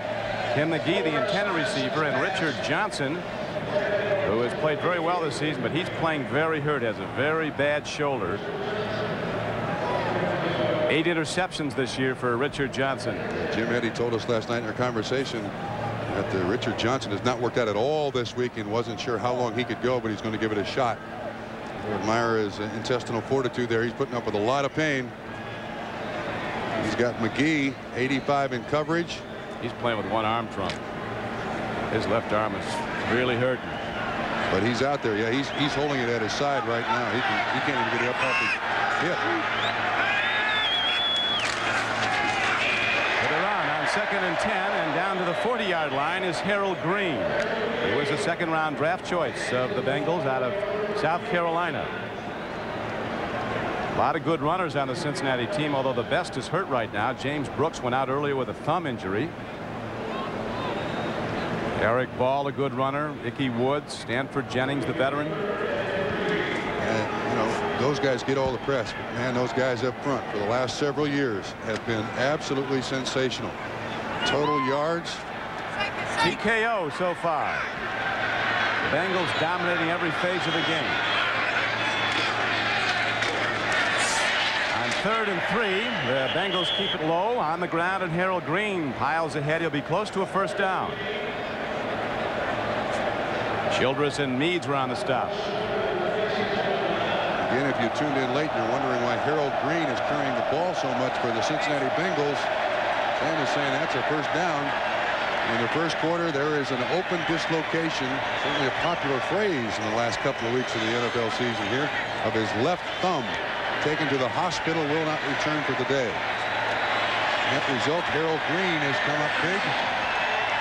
He's got close to 7-8 carries so far. 9 carries, 48 yards for the Bengals. Total domination by Cincinnati. Shocking. Now the Bengals, Trump, want a timeout. Boomer coming over and knowing how this Bengal offense works, he'll come back out looking to hit him with another haymaker. Going for the zone. He is long on confidence. He's not cocky, but he's very sure of his ability. He's got a lot of leadership. 3 straight years the Baylor Bears elected him one of their co-captains. A native son of the Lone Star State. He's out of San Antonio. Played on a great high school team there at Churchill High. Boomer Esiason is the man today, though, as he gives off to Green on first down, and the Oilers are there to make the play. Ray Childress, an all-pro tackle, made the stop. Big guy out of Texas A&M, having maybe his best year. He's headed back to the Pro Bowl. He's made a heck of a sacrifice, too. Last year as a defensive end, He makes the Pro Bowl 1990. Jim Eddy asked him to move into defensive tackle. You can see what he's done. He doesn't like it in there because of all the pounding. There's Jim Eddy, the defensive coordinator. This man is heavy on enthusiasm. Jim Eddy? He lights up a room, Jim Eddy. You're ready to, I thought you were going to tape up. No chance. On the kickoff team after Coach Eddy got done. Second down, Esiason gets a lot of time and delivers to his tight end, Eric Kettis. He's inside the 30 and down to the 27-yard line. Close to yet another Bengal first down. Lamar Lathan made the stop, but well downfield. As we're down to 2 minutes to play in the first half. We'll be back to Riverfront in a moment. The Bengals have been in command of this one right after the opening kickoff, as they now lead at 17-0. It's troubled times for the Houston Oilers, Trump. Is there any salvation? Frankly, no, unless Cincinnati turns the ball over on 5 or 6 successive plays and they block a punt. Houston blocks a punt. All season long in 1990, people were saying the things wrong with the run and shoot are that you can't maintain possession and all kinds of stuff. But here is a clear problem with the run and shoot. It's the only offense they got for the rest of the day, Don. They got to stay with it. It's rarely been on the field as the Bengals go right up the middle, and a penalty marker comes in. Ickey Woods, who Coach Sam White said rehabbed that injured knee after surgery with as much diligence as any player he'd ever seen to come back. The Ickster had that great rookie season the year that the Bengals went to the Super Bowl. Rushed for over 1,000 yards, almost 1,100. 73 of the offense. Repeat third down. Ken Moyer, the right guard, called for a legal procedure. He's got the hold. He's on Ray Childress. He just pulls him down. Umpire picks that one up. That's rather clear.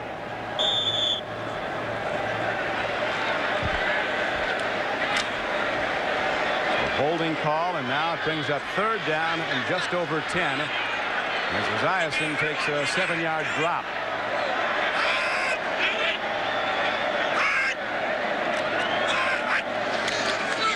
He's got the deep arm, was a major league prospect as a pitcher, and he throws the ball. Fumble.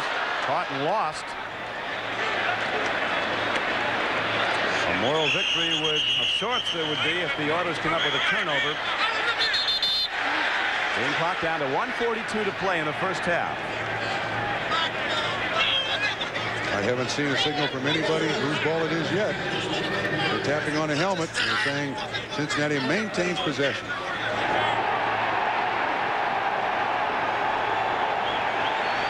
Eddie Brown was the guy on the bottom of the pile. And was there a late flag that came in there? Had a couple guys grabbing at face masks. Unsportsmanlike conduct. Number 28 of the defense. 15 yards. First down. Chris Dishman, he's done it before. When Dishman gets up, he hits the official. Now, how dumb is that? That's 30 seconds after the play's been decided. That gives the Bengals a first down. Drive stays alive. I'm surprised he's still on the field. I thought he'd stop that.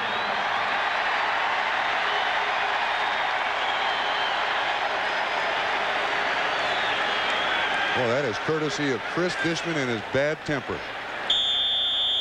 And I'll tell you, to meet Chris Dishman off the field, he's a complete antithesis. He's absolutely a delightful guy, works with kids. On the field, he snaps into another personality. Well, you see the ball on the ground by Eddie Brown, but thanks to Chris Dishman, this drive stays alive. Bengals go with first down now at the 20. Harold Green turns it up. And down to the 11-yard line. Gary Kennard, the last line of defense, the free safety, got him. Green's got great mobility, dips in, dips out, and then has that great burst. This Houston Oilers defense is totally expended with 1:20 to go in the first half. They are shot, done, finished. Frustration. Here's the reverse angle. You can see Houston Oilers players on the ground. Look at them, 3, 4 guys on the ground.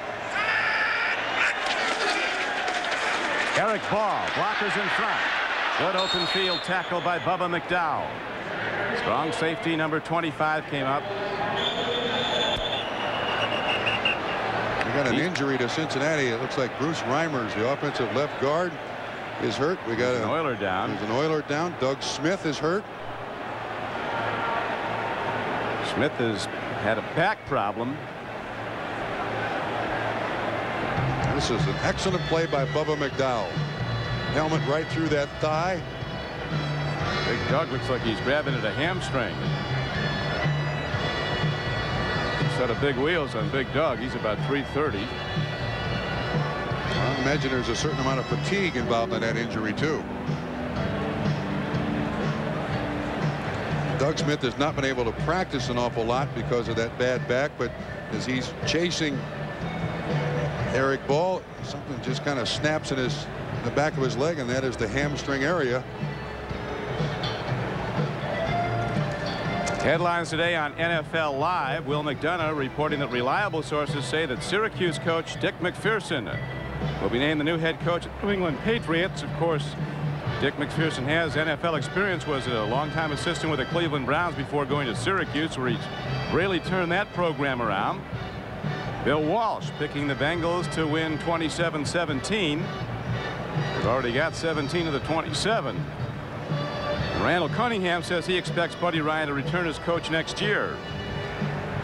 People criticize Ryan for not winning a playoff game. He said, hey, they didn't win. They weren't even in the playoffs for 10 years before I got here.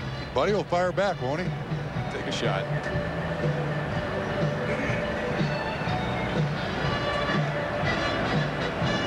There's Bruce Reimers going off on the cart. Looked like he had sprained his ankle. Another X-ray.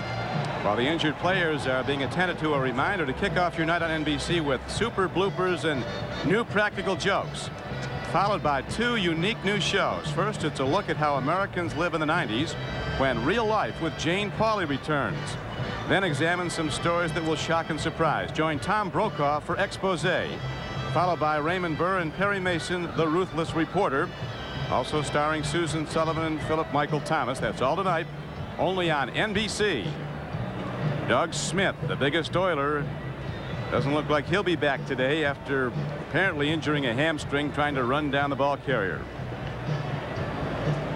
That means that Ezra Johnson, number 90, Glenn Montgomery, number 94, are going to have to share the duty at the defensive tackle spot. This drive by Cincinnati, to this point, 14 plays, 76 yards.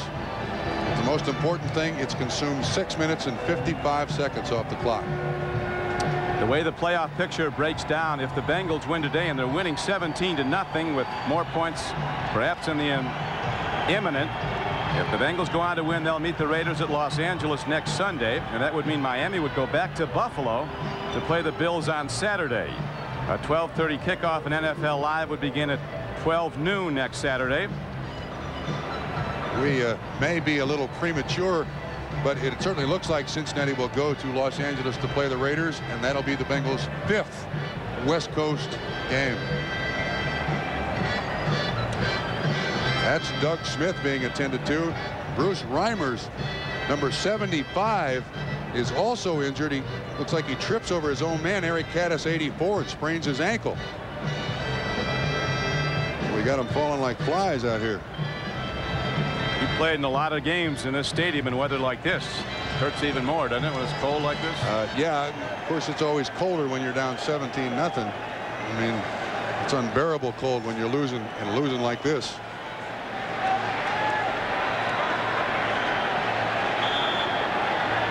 Ezra Johnson in for Doug Smith. As the Bengals break the huddle, working at their leisure. Everything seems to work when they put the ball in play. 53 seconds to go in the half. Esiason with a long count on 3rd and 3. Play fake to Woods. Lots of time. Eddie Brown can't hold on. Almost intercepted by Lamar Lathan, 57.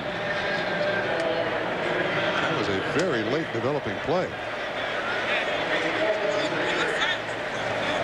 Eddie Brown was the guy coming in motion, came back across the formation. There's Dishman in coverage, and they're trying to hide Eddie Brown here. He runs the underneath pattern. Inside, ball's thrown behind him. Can't really make the reception. Grimsley there close, Lathan there close. No catch. He won't Breach drop on for the many. field goal. Eddie Brown, a year ago, he was the #1 receiver in the AFC with almost 1,300 yards. Now Breach out to try a field goal with Johnson holding. And Jim Breach hits it straight on again. And the Bengals extend their lead to 20-0 with 43 seconds to play in the first half. So it looks like the Bengals are heading to L.A. That Cody Carlson has to shoulder today. The whole thing rests on the quarterback in the Oilers offense, the run and shoot, and so far there's been no offense. You know, last night he told us that he got his first free meal from his performance last week against Pittsburgh. 3 touchdowns, 22 of 29. He said, my mistake was I went to a fast food restaurant, so the bill was only $2.95. They may want that $2.95 back this week. That's the way fans are. He said the kid behind the counter, he stops there every day. As Warren Moon walks the sidelines in the middle of the play. Carlson said the kid wouldn't take his money. It's the first free meal he ever got. Carlson's an interesting guy. He said, I'm nothing special. I've got a good arm. I can throw a football, big deal. But he won't quit. I mean, he'll keep coming back at you. This guy really lit up the Steelers, and they came into that game with the #1 pass defense, had not given up a touchdown pass in almost 4 games before last Sunday night's game. Alan Pinkett and Bernard Ford are back deep now as the Bengals are going for the whole thing. An onside try. Up back, picks it up, a blocker, and gets it to the 45. And Carlson will have 38 seconds to work with. Eric Norgard was the receiver there on the pooch kick. It started early. The Bengals on their opening drive, 71 yards on the 11th play. Ickey Woods went over the top from a yard out. 7-0 Cincinnati. Then Jim Breach on the next possession hit a 28-yard field goal. 10-0 Bengals. A great play fake by Esiason and the throw to Green. 17-0, and now Breach with another field goal. And that's where it stands, 20-0 Cincinnati. Carlson, timing throw.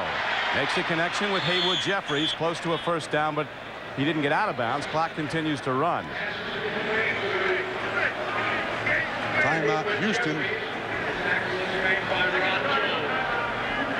That's Jeffries' first catch of the day. He's a 1,000-yard receiver for Houston, and they didn't pick up the first down. They've yet to pick up a first down in this first half.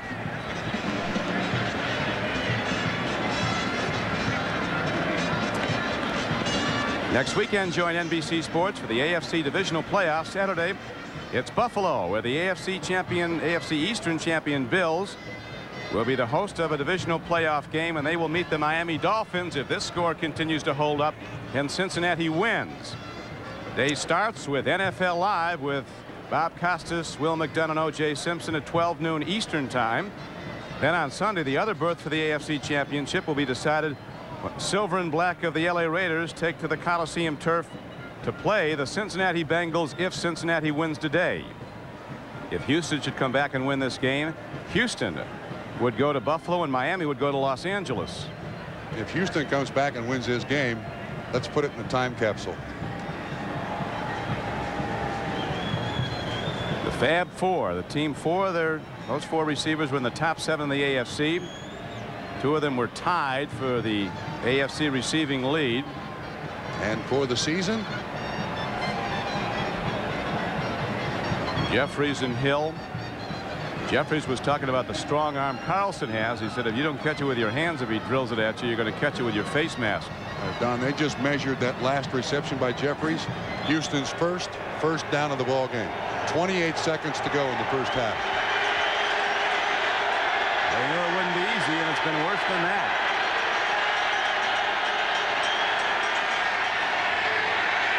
Long ball, Carlson into coverage. It's picked up by Barney Bussey, but they really got it out of bounds.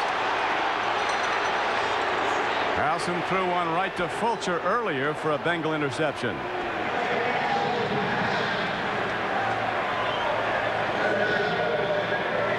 They'll always take a look at that left foot. Comes down out of bounds. Excellent call by the sideline official. He was right on the spot. Watch his left foot. Now you can't really see it. It's out of the picture, but his left foot clearly out of bounds. No interception. Here it is. Got to have both feet down. Almost gets it in, but in completing 22 of 29 against the Steelers his last time out, Carlson threw only 1 deep ball. But there's been nothing short open today. He was hitting all the underneath stuff against Pittsburgh. Now, Cincinnati has not given them the underneath stuff. Again, the look. Certain desperation you can see in this offense. Just heaving it up there. That was intended for Tony Jones.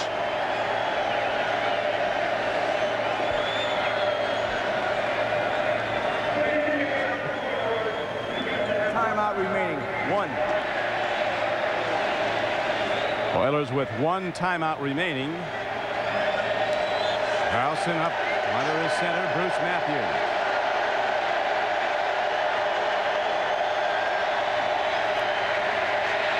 Long throw, not even close. Fulcher almost had a second. And a marker's down. Marker down at the line of scrimmage, could be a hold.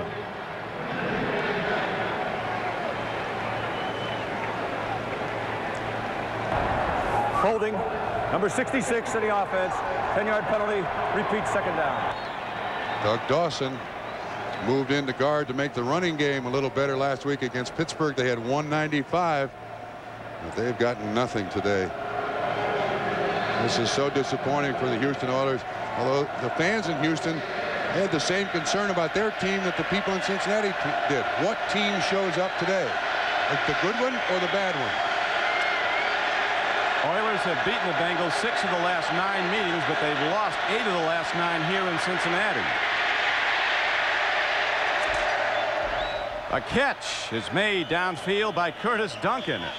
And the Oilers quickly signal for and are allotted their last timeout. 5 seconds left, but they're out of field goal range for Garcia. The catch, you said almost with a certain amount of surprise in your voice. A catch. I agree. Flushed out of the pocket is Carlson. David Grant with the initial pressure. On the run, he does a good job of throwing. Looks like the defender, he was down on the ground, Carl Carter. That's the longest gain of the day for the Houston Oilers. Kevin Gilbride, the offensive coordinator with the hood on. Talking things over with Cody Carlson. As we mentioned at the outset, the run and shoot is a good weather offense, and it's anything but good weather today, although the rain has stopped now. They were just taken out of their game so early, though. So early. The Bengals defense just didn't give them a thing. That opening drive, Cincinnati going down and scoring. And it just sets the tone for the entire football game. They could go on 4th down twice. The Bengals do and make it. Once for the touchdown. Now all Cody can do is drop back about 12 and flang it as far as he can. 5 seconds left in the first half. He lets it go. He's got a man open down to the 12-yard line, but there's a marker down. He hit Alan Pinkett out of the backfield. But a penalty marker as time has run out on the clock. If it's on the offense, no play will take place into the half. Of course, the half or the game cannot end on a defensive penalty. Holding. Number 79 on the offense. Holding against the Oilers. So the play is negated. And that is the deal for the first 2 quarters of play, as Coach Weitz really had him ready. His team going to the locker room with a 20-0 lead. Right now we're going to switch to New York to NFL Live and Bob Costas. Bob?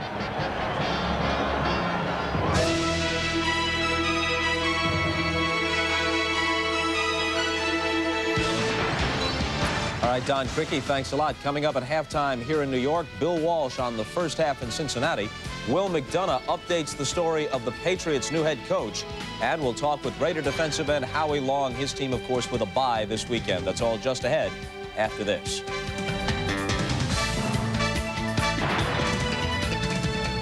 Dominating in every phase, ahead in first downs 15-2, and on the scoreboard 20-0. Cincinnati over Houston at halftime. Bob Costas back with Will McDonough and our special guest for this weekend before we send him back up to the broadcast booth next week, Bill Walsh. Thoughts on the first half? Well, defense wins playoff games, Bob, and here's the #1 offense in the league. Houston really struggling. They get 36 yards total offense at half. In a normal game, they have 195. So I think the way Cincinnati's playing on defense, if they keep it up, there's no way they can lose the game. One thing you can say about this series, it's been close. Generally, they split the 2 games during the regular year. That's the way it's been for several years.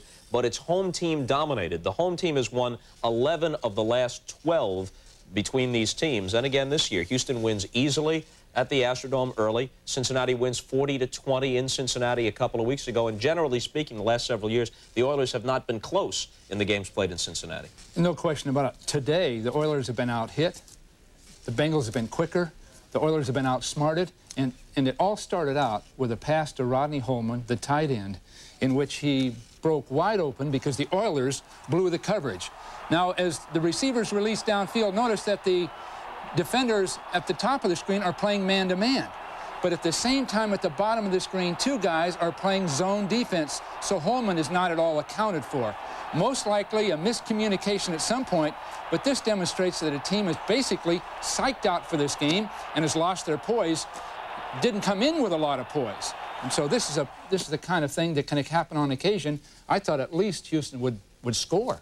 At the tail end of that drive, Houston almost had a great goal line stand. They left them with 4th down, less than a yard. Weiss decides to go for it. Ickey Woods goes in. Then after a breach field goal made it 10-0, the game was still in hand. It hadn't gotten out of hand yet, but then Carlson was intercepted by Fulcher, who brought it back 45 yards. That set up the 3-yard pass from Esiason to Harold Green, and at that point, the romp was on. Well, this is just a demonstration of a beautifully executed football on the part of the Bengals. On the goal line, the entire Bengal team's going to sell a run, but meanwhile, passing. Look, at this point, Boomer has faked, and the entire defensive unit is playing for Ickey Woods with the ball. Meanwhile, Green is completely uncovered. So it's sort of a clinic in football at this point by the Bengals. All right, Bill, of course, the other big story concerns the injury to James Brooks. We're told he's been taken to a local hospital, obviously out of action for the rest of this game, possibly out of action next week, assuming the Bengals advance. We'll have more on his condition on the post-game show. This game will affect each of the remaining AFC playoff teams. A Bengal win sends them out to Los Angeles to face the Raiders next week, while an Oiler victory, very unlikely at this point, means that Miami goes to L.A. We're joined live now by Howie Long, who's waiting to see which opponent his team gets next Sunday. But before we talk about that, let's go back about 24 hours to yesterday. Kansas City against Miami. Now, this is a team, Howie, Kansas City, that had beaten you twice head-to-head this year, and you had to be concerned about the prospect of meeting them again somewhere along the line in the playoffs. Well, I felt really bad that Kansas City was robbed of the opportunity of playing us again, but I'm over it now. Life goes on. What are your thoughts about the first half of this one?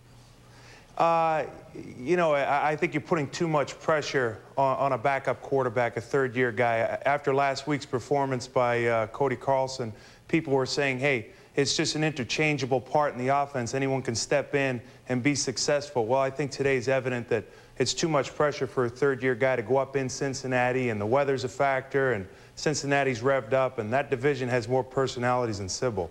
You know, Howie, you had, what was that? Howie using this as an opportunity to get off some of his best banquet material. Very nice indeed. Howie, last week you had an entire week to practice, to rest up. Did you prepare for either team distinctly, or what was it like last week? Last week we practiced 3 hard days, and all of them were in the rain, by the way. We've had an Arctic blast here. I think it's 48 degrees. We practiced all 3 days. Each day we took an individual team, Miami, Cincinnati, and with the possibility of playing Kansas City. Fortunately, we had seen all the teams, but from my standpoint, it's the only thing you're getting out of the week is fundamentals. You're not getting preparation for an individual team. You can't prepare for a team with 1 day's work. Howie, let me give you a two-parter. Okay, were you surprised that Miami beat Kansas City? And secondly, what would the Bengals be like if they had to play you guys without James Brooks next week? Well, I'll address the Miami question first. Anytime you put the ball in Dan Marino's hands with 2 or 3 minutes left on the clock, with the 4 wide receivers spread out, he has the capability of reaching down your throat and tearing your heart out. I've been there, trust me. And as far as the James Brooks factor goes, I think it affects the Bengals adversely from the standpoint that they won't have the ability to run as wide as they would like to, because how do you replace a James Brooks? Phenomenal running back. Of course, when you played the Bengals a few weeks ago, you beat them 24-7. Esiason wasn't healthy that day. He played a bit, missed part of the game. And that day, you held Brooks to 27 yards on 12 carries, but that was with Esiason not healthy, so you could key a little bit more on Brooks. We got to run here, but happy 31st birthday today, Howie. Thank you, Bob. Okay. Well, Syracuse coach Dick McPherson may soon be the newest member of the AFC coaching ranks. Will has more on that after these messages from your local station.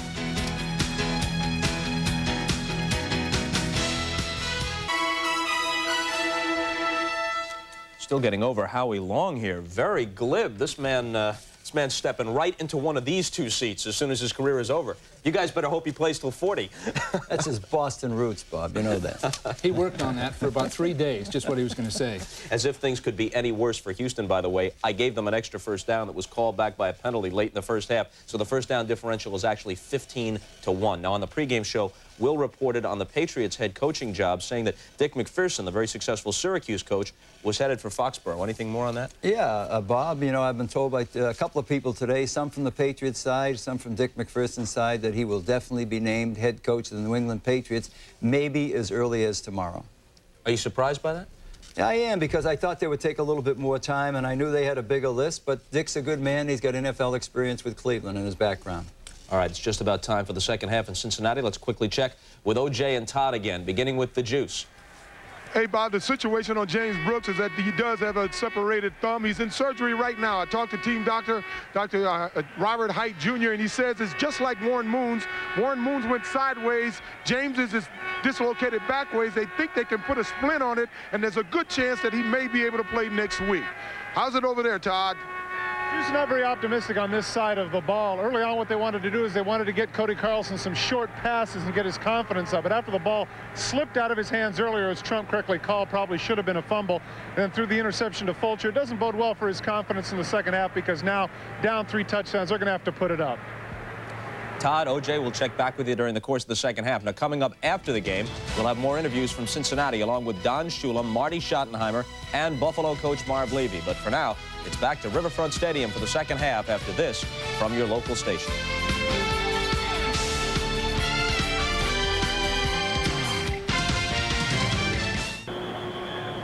On a gloomy day in Southern Ohio, the Bengals are having a great time, leading the Bengals 20-0. The fast break offense of the Houston Oilers has come to a screeching halt, Trump. They've fallen and they can't get up. Yeah, they got in the way of themselves, but they got one break. They couldn't take advantage of it when James Brooks dislocated his thumb. You heard O.J. Simpson say on the sideline that he went to the hospital for surgery. This is the play where it happened. It's an open dislocation, same injury that Warren Moon has. He gets up. They brought him out from the sideline, and they looked at the X-ray, and it looked like he wanted to come back into the ball game, but there is the X-ray. Rob Height Sr. looking at that thumb, and if he can play next week, say they can deaden the thumb. Watch the thumb when it comes up here. You'll be able to see it bent back. He's not hitchhiking to the sideline there. That's an open dislocation of the thumb. It's interesting what O.J. said, though. They think he might be able to play next week against the Raiders if they do indeed win and go out to L.A. Don, there's no way to tell about this kid. He's one of the toughest individuals you'll ever meet in your life. Well, he goes to Houston before the training camp opens to work out in the heat and humidity with a track coach. A very inspirational player is James Brooks. The Bengals have to have him. Cody Carlson has to have some completions. This has been awful so far for old Cody, while Boomer has been terrific. First half, things is, as you can see, the Fab Four have done absolutely nothing, and the defense has been on the field for Houston all first half. Oilers will get the ball to start the second half. A long kickoff by Lee Johnson that Pinkett lets go out of the end zone. The halftime stats, Trump, an ugly story for the Oilers. That's a well-used word. Ugly stats. Time of possession, 36 total yards, of which 25 Houston got in the last minute of the first half. 1 first down came on 1 completion at the end of the first half. 1 yard rushing. They had 195 last week. We got a lot of draws up the middle from Lorenzo White. Chuck Studley, the defensive line coach of the Bengals, said yesterday they couldn't run us last time and they won't run us tomorrow, and they haven't. Last time the Oilers were in here 2 weeks ago, 22 yards rushing on 11 carries. Lorenzo White, nothing. Down at the 20. Crumry and David Grant. Well, people all season long have been trying to figure out what to do against this run and shoot offense, and maybe the Bengals have found something. Here's Barney Bussey coming to the line of scrimmage. The defense gives the offense the 5 in the count zone look, and then Bussey cheats up there to assist on the tackle. It worked 2 weeks ago. It's worked today. So he doesn't make the tackle, but he consumes a blocker. Run ride. Jumping in and out, taking different alignments over the center. Downfield throw. It is taken down and lost by Haywood Jeffries. One thing we've seen is Carlson can get it downfield. So far not with any effectiveness as the pass catch, but he's got a very strong arm. I do think that Kevin Gilbride's observation last night, you know, that Cody Carlson takes a third of the snaps in practice with or without Warren Moon. But the problem is you can't duplicate the game speed in practice. And Carlson looks very quick in his delivery. And that's really upset the timing of the run and shoot today. 3rd and 10. In a hole again is Carlson and the Oiler offense.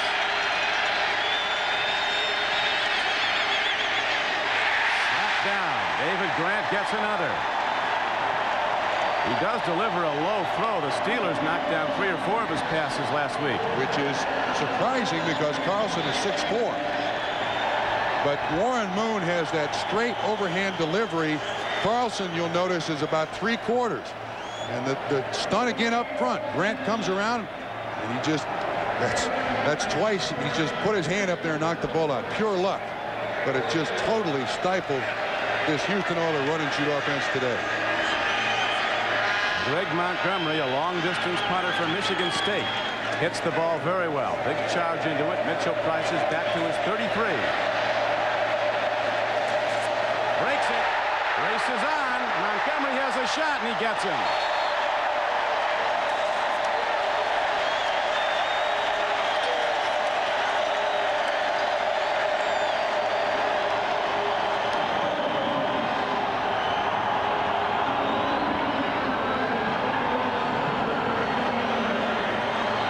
This is a 47-yard punt by Montgomery.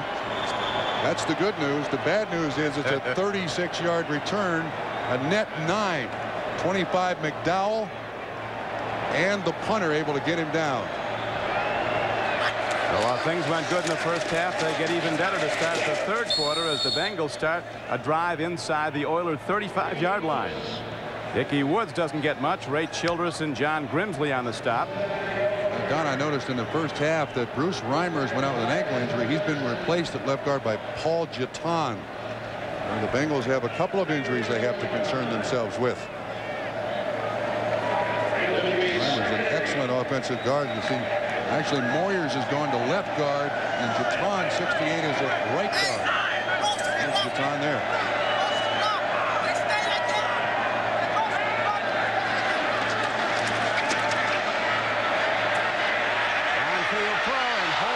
Go through his hands. Giasson was right where it had to be with the throw. Split in 2 defenders, and Holman, normally sure-handed, couldn't hold it. He had 2 guys around him. I mean, it was crowded down there. There's McDowell, 25, Grimsley, 59 on the inside, and Kennard, 27. And Boomer throws it very well, and it just slips through Rodney Holman's hand. Man, I can't throw it much better than that. Now it is 3rd down for Cincinnati. Early in the 3rd quarter with the Bengals in the lead, 20-0. 3rd and 8. Boomer taken off inside the 15 and the 10. He heads down close and slides to a halt at the 3.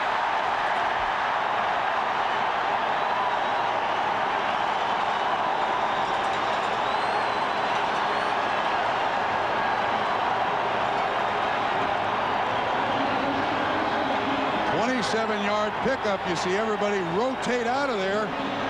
He gets by Grimsley, 59. Well, this has been awful easy for Cincinnati against a very good Houston Oilers defense, but it just played too much on this particular day. And out there all day have the Oilers defenders. 1st and goal. Eric Ball. Reeves breaks the tackle, gets to the 3. He got 2. Coach White looks over the probabilities. Safeties made the tackle there. Bubba McDowell and Terry Kennard for Houston. You know, he was telling us yesterday when we were down at Spinney Field, he said, I am so confident in our ability to beat Houston. He said, it scares me. I'm afraid I'm overconfident. Well, what he really liked, as you know, Trump, know him as well as you did, was the play of his defense. The Oilers really have had problems moving the ball at all today. Cincinnati's defense has really come up in the last half of the season. Eric Paul down close. He's in.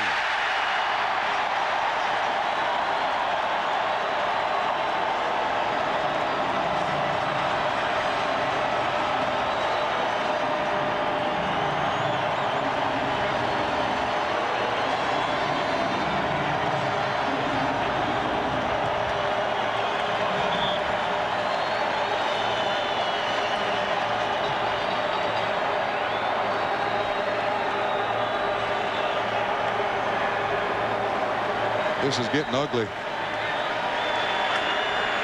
Maybe the Bengals, Trump, would like to take some of these points with him to L.A. next week. Maybe uglier is a better word. Jim Breach getting it all right again today, and the Bengals have opened up a 27-0 knockout of the Oilers. The Bengal faithful having a big time today as their team has opened up a 27-0 lead. Here's the kickoff downfield to Alan Pinkett. Does well to get to the 11 after dropping it. Arnie Bussey comes down to make the play. Well, if we go back to the touchdown, watch the trap. Moyer runs on William Fuller.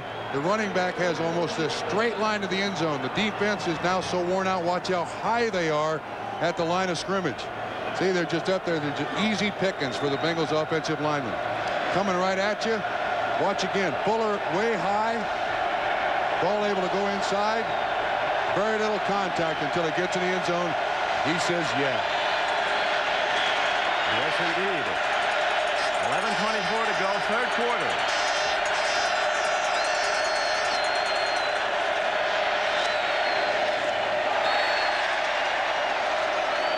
It was intended for Lorenzo White. It was almost hit his center, Bruce Matthews, in the back.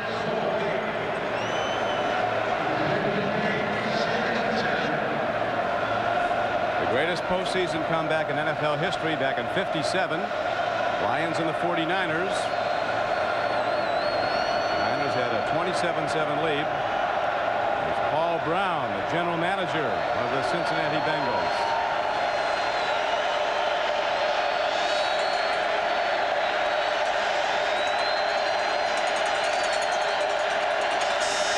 Fumble. Bengals 10-yard line.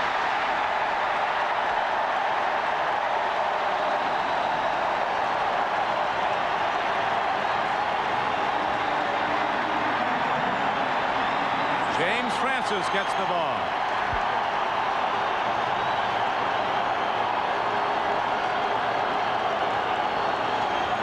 Boy, that victory against Pittsburgh last Sunday night's got to feel like a month ago to the Houston Oilers. They were riding high last week in a game they had to win. This guy did it with a 22 for 29 performance. That ball goes right between his hands. First pass of the day slipped out of his hands. That one shoots right between his hands.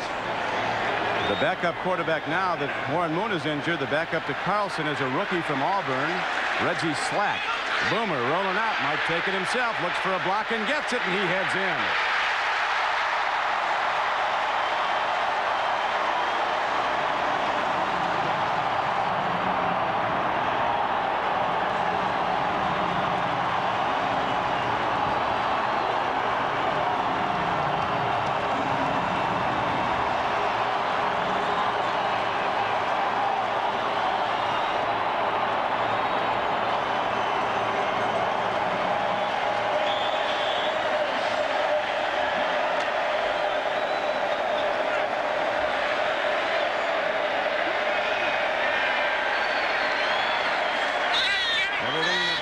Thrown up is stuck.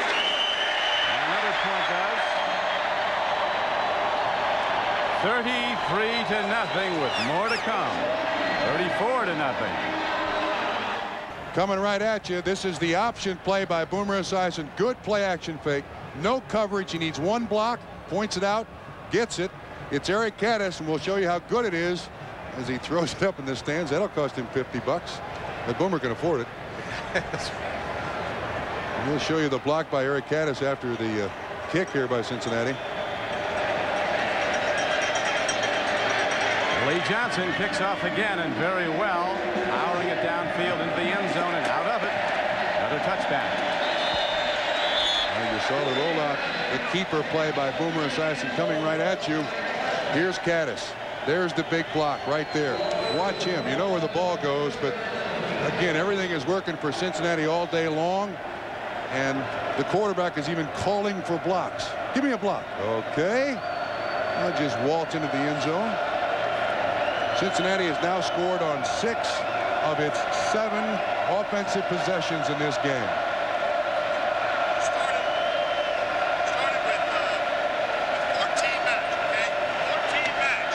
Pictures tell a sad story on the Oilers sideline. They try again. 1st and 10.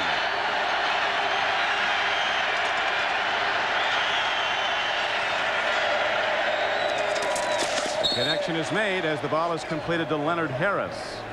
He'll be out of bounds at the 26-yard line. At halftime, I happened to run into Bum Phillips, former head coach of the Houston Oilers, New Orleans Saints. He's now a radio broadcaster for Houston, and I said, Bum, when the run and shoot ain't run and shooting, what do you do? He says, you run and shoot. That's all there is, huh? That's it. End of story. And to this point in the season, I think a lot of people fell in love with his offense. Now all of a sudden, there might be some re-examination of the relative worth of the run and shoot next year. Well, he graded out #1 in the NFL coming into this game. Got the Oilers in the playoffs. Alan Pinkett weaves his way and gets close to a 1st down.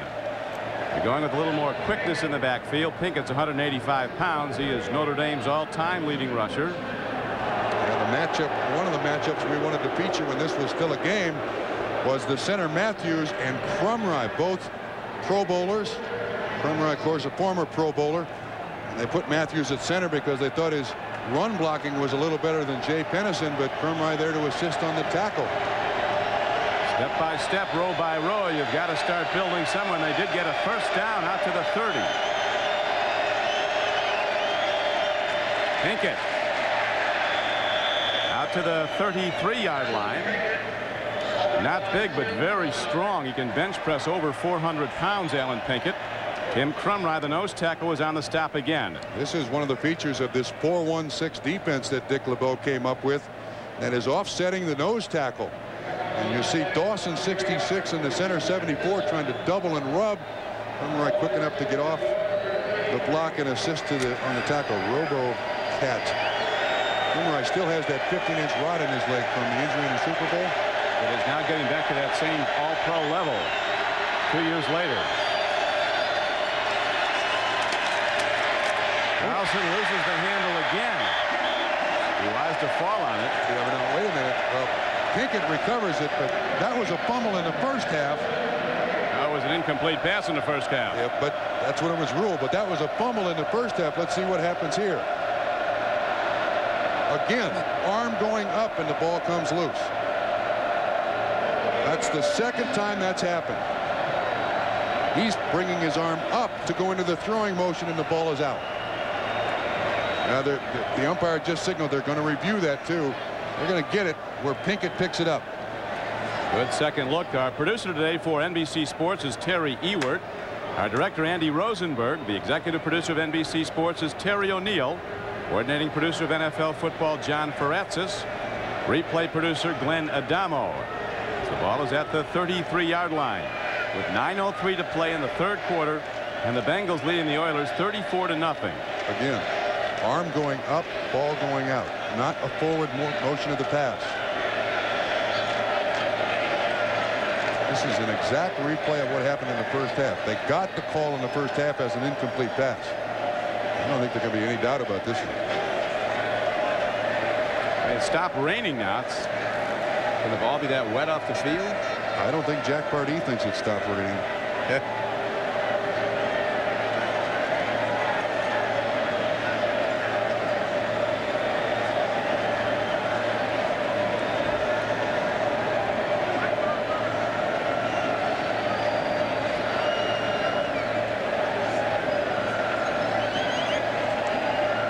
Hey, give it to him.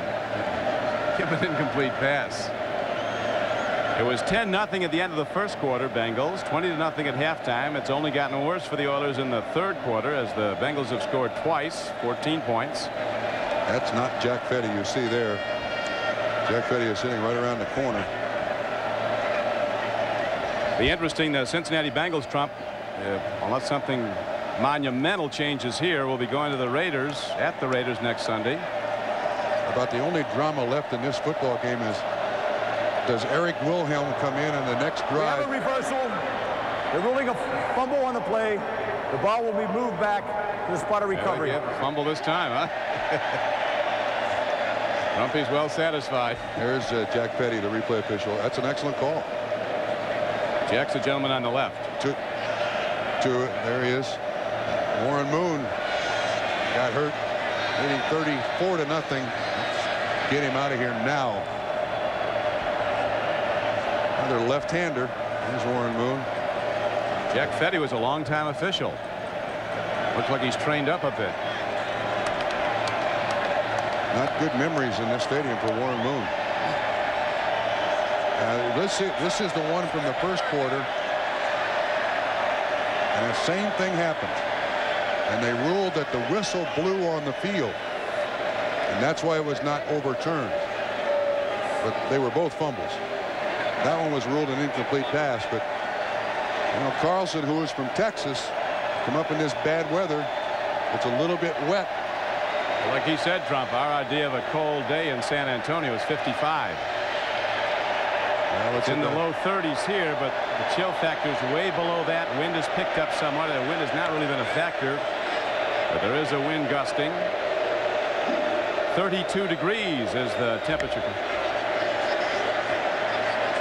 Third down comes up now with 7 to go for the Houston Oilers. They're trying to determine the proper yard line to place the ball. That's the delay. The decision has already been made. And that determination has been made, and now the Oilers go to huddle again. Looks like it's going to be at the 27.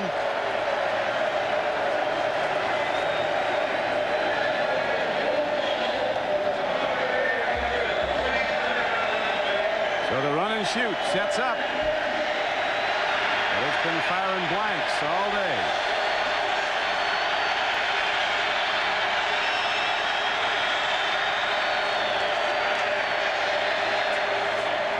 Now a connection over the middle throw, good for a first down on 3rd down and 14. The ball is advanced out to the 45-yard line.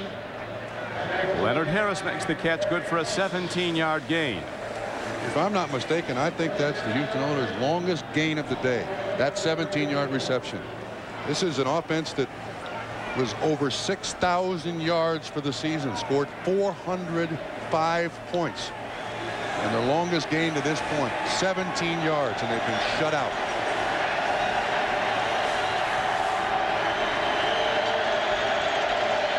This is an indoor offense, and inclement weather, it doesn't work. Out pattern, again, go to Leonard Harris, and he's ahead on first down for a gain of almost 10. So Carlson on the last 2 throws gets a little rhythm going with his receivers. Well, the defense is certainly going to be very, very lax in its coverage. Make sure that no one gets behind you. You play the rest of this game. You look at the offensive coordinator, Kevin Gilbride there with Warren Moon. The defense's philosophy from this point out is we'll give them the 8 to 10-yard completions. They're not going to get anything past us.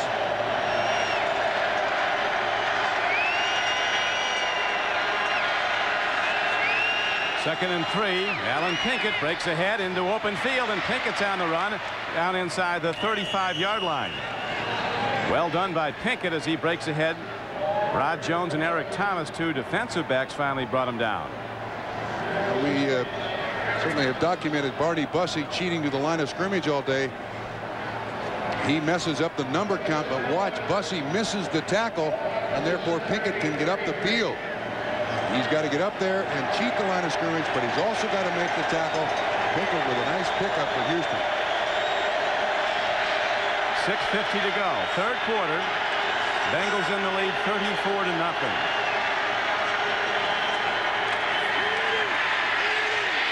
Carlson takes off. He's going to get a first down and then bail out.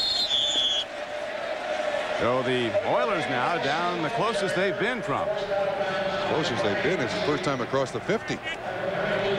Absolutely. Look at that, 98 yards total offense today. Last week, Carlson started the game so positively for Houston. Had a couple, 3 quick completions. Today, trouble hanging on to the football. Elliot Kalbar, NBC statistician, pointing out the Oilers average over 25 points a game. But so far, through almost 3/4 of plays, they have none at all today. Pinkett down to the 16-yard line. So Alan Pinkett, in his 5th year, has been the best threat so far for the Oilers on offense. Lorenzo White out of the game. He was their leading rusher for the 1990 season. And Pinkett, that little back like James Brooks. 4 carries, 26 yards, trying anything. But the problem is, it's still the run and shoot. Nothing else to go to. I think the Cincinnati Bengals would be very content to allow Alan Pinkett just to chip the ball down the field here, run it. No big plays. Bengals have to be counting their winnings and thinking about L.A. today. They lost to the Raiders at the Coliseum earlier this season. Eielson throws, makes the connection, and hitting on him is Ernest Gibbons. And the Oilers are on the board. I thought they'd get a big ovation, but that touchdown greeted with a deafening silence. That's Gibbons' 10th touchdown reception of 1990. And he runs an excellent pattern. He is the man coming in motion. He gives it one of those little things that's kind of a delay inside, outside. And it looks like the coverage is too soft, and Lewis Billups is not even close. Gibbons able to run it in, and Houston fans are saying, where's that been all day? Garcia on the field, and he puts the point after up and good.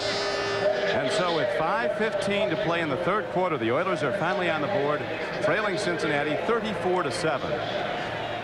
This is Don Criqui back at Cincinnati, where the Oilers have finally scored. Positioning for an onside kick is just a fake, though. It is hit downfield by Garcia to Stanford Jennings. Looking for the gap. On there, he takes a short kickoff. Woo, a free ball. They're going to rule him down. Yes, they are. No fumble. Bengals get the ball on offense. 1st down and 10. Who comes out at quarterback? Boomer Esiason. Wait a minute. Didn't Sam White?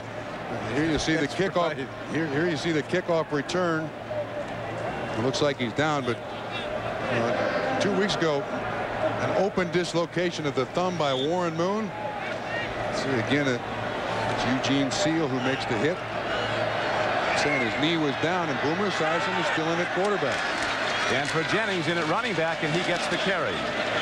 Crosses the 25-yard line. Trump early in the season, Boomer was making some guarantees himself. Yeah, this was back in September. Boomer Esiason was very confident with his football team. Of course, they started the season with 3 straight wins against the Jets, San Diego, and New England. And then they lost at Seattle. They had that road trip. I mean, it was like a tour of the West Coast in the NFL. And they play the Raiders next week. If they continue this way, it'll be their 5th trip to the West Coast in one season.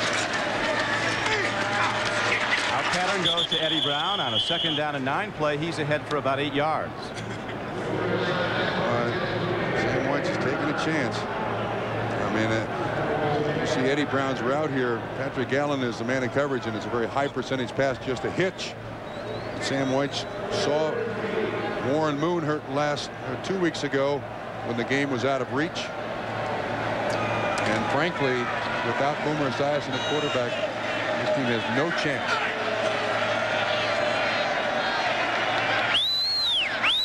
Boomer is still at the controls with a 34-7 lead. 3:45 to play in the 3rd quarter. Play fake. Boomer on the run, heading for the 12th man, the sideline. And he gamely steps out, but gets a 1st down. Big block by Jim Riggs. Another big one by Riggs. Same keeper play. Well, I guess they think Boomer Esiason's a tough guy. Watch the block by Riggs, 87. He goes out of the picture. He'll come back in. He gets it on Lathan, 57. Boomer able to get up for a first down pickup. Good play action fake. There's Riggs. Watch the block he gets. That's protecting your quarterback. Boomer owes him dinner. Boomer had thrown the most interceptions of any QB in the NFL during the regular season, 22. But he hasn't thrown any today. And now Stanford Jennings turns it upfield on a first down carry and gets into the Houston Oilers end, crossing midfield to the 48. Gary Kennard, the free safety, and another stop for Houston. Of course, Sam White likes Stanford Jennings because he's a fellow Furman Paladin. That's it. Jennings had that kickoff return in the Super Bowl. There's also a Furman Purple Paladin, Sam White, who on Sunday morning is up at 4:30, 5 o'clock, and drives around literally the slums of Cincinnati looking for people that he can help. Not helping the Oilers. Here's a give to Stanford Jennings. First down, Bengals. Patrick Allen, a defensive back, made the stop. You must remember that Boomer Esiason is ready and able to deliver the ball into the end zone at any moment.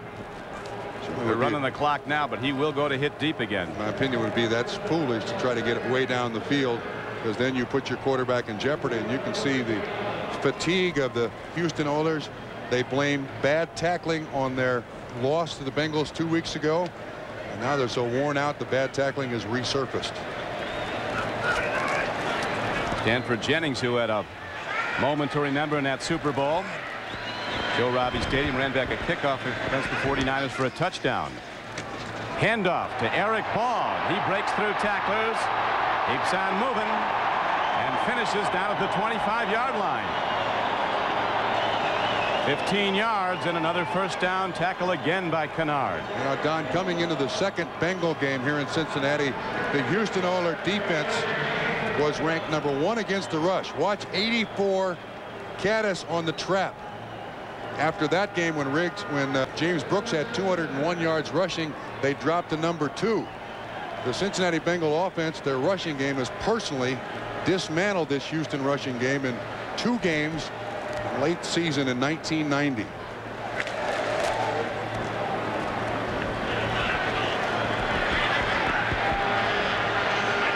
.50 seconds to go in the third quarter. Back to the run. Ball at 215 pounds with those elusive moves to go with it. And he takes it down close to the 15-yard line where he had to go for the first down. He'll be a yard short. Eric Caddis again. He comes on the tight end trap. Hit Sean Jones. You couldn't have talked me into doing that. No, sir. Absolutely not. That is not on my contract, and that is not negotiable. The tight ends don't pull and trap on defensive ends. That's a big 84 that kid wears. I was not interested in doing that. Your old number, which they didn't retire. No, just was.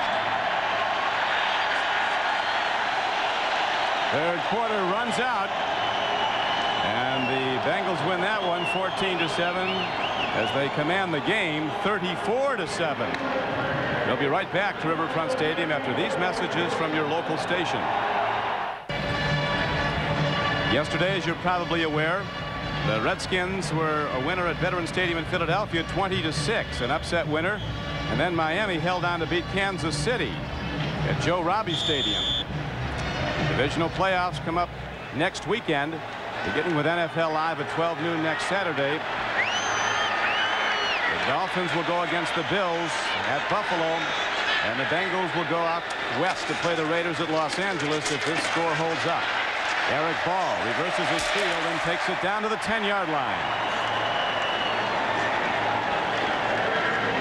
Don, that is the 58th offensive play that the Cincinnati Bengals have run in this football game, the first snap into the fourth quarter.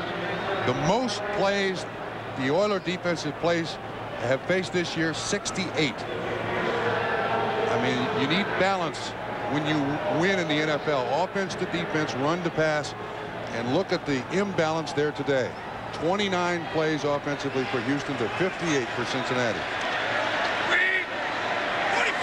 You said earlier, Trump, you wonder about the wisdom of keeping an all-important player like Esiason on the field with a big lead. Here's a throw and a touchdown. Eric Pettis.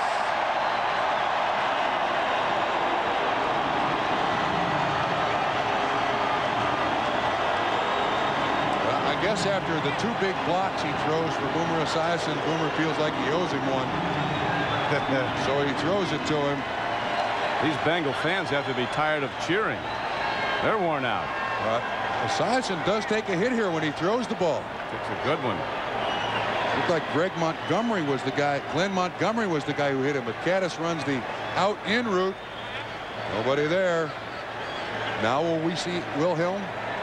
Well, your quarterback's in additional jeopardy when you got a team as in ill humor as the Oilers are right now, losing 40-7. Remember that 61-7 Houston loss here. That was the get back at Glanville game. Whoops, pushing and shoving. 9 plays, 75 yards.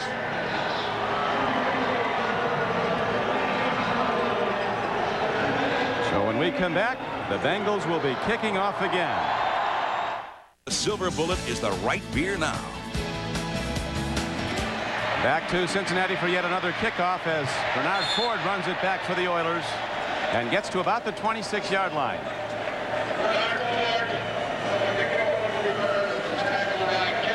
So I guess, Trump, you just keep running and shooting as best you can if you're the Houston Oilers. It's you said it earlier, they're firing blanks. Oilers last 4 trips to Riverfront. 44-21 in '88, 61-7 in '89, 40-20 2 weeks ago, 41-7 today. Next year, when Val Pinchback and the schedule makers put the thing together, they won't come. That's amazing. They're throwing that one in. These 2 teams are not that far apart. Well, they beat the Bengals, did the Oilers 48-17 this season at the Astrodome. Cody Carlson takes it himself. Heads for the sidelines. Billups closes in, and Carlson's down at the 34.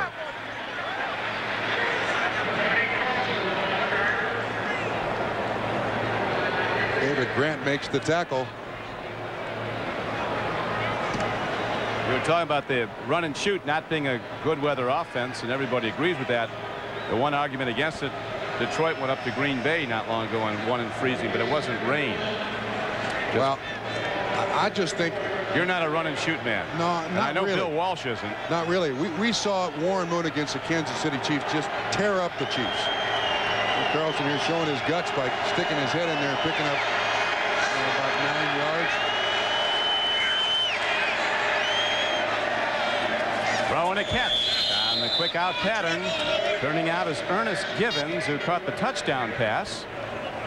The thing I don't like about the run and shoot, the main thing I don't like about the run and shoot is when you make the commitment to the program, as you'll watch this catch by Givens, Billups 24 in coverage, as you make the commitment to the run and shoot, it's got to be complete personnel change from the way the NFL normally functions. I mean, when this Houston Oilers defense practices, they don't have any tight ends to be Rodney Holman, Jim Riggs, or Eric Caddis. That's how desperate they are with the run and shoot. Personnel-wise, you commit totally to the run and shoot. Carlson puts up a wobbler, but Givens was out of bounds. Nice try. Givens comes from out of bounds, back in bounds to try to catch it. Jason Buck with pressure in the face. And watch Buck at the bottom of the screen. This gets up in his face, and Carlson just has to throw it away. Now, we're judging the run and shoot with Cody Carlson here at quarterback. With Warren Moon at quarterback, this is obviously a much different offense. But there is definitely a downside, and we've seen it today.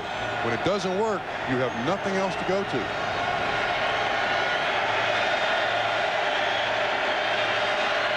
Second down. Oilers need 10. Givens.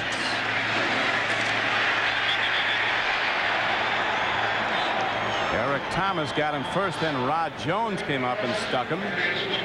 Givens is a tremendous player in his 5th year out of Louisville.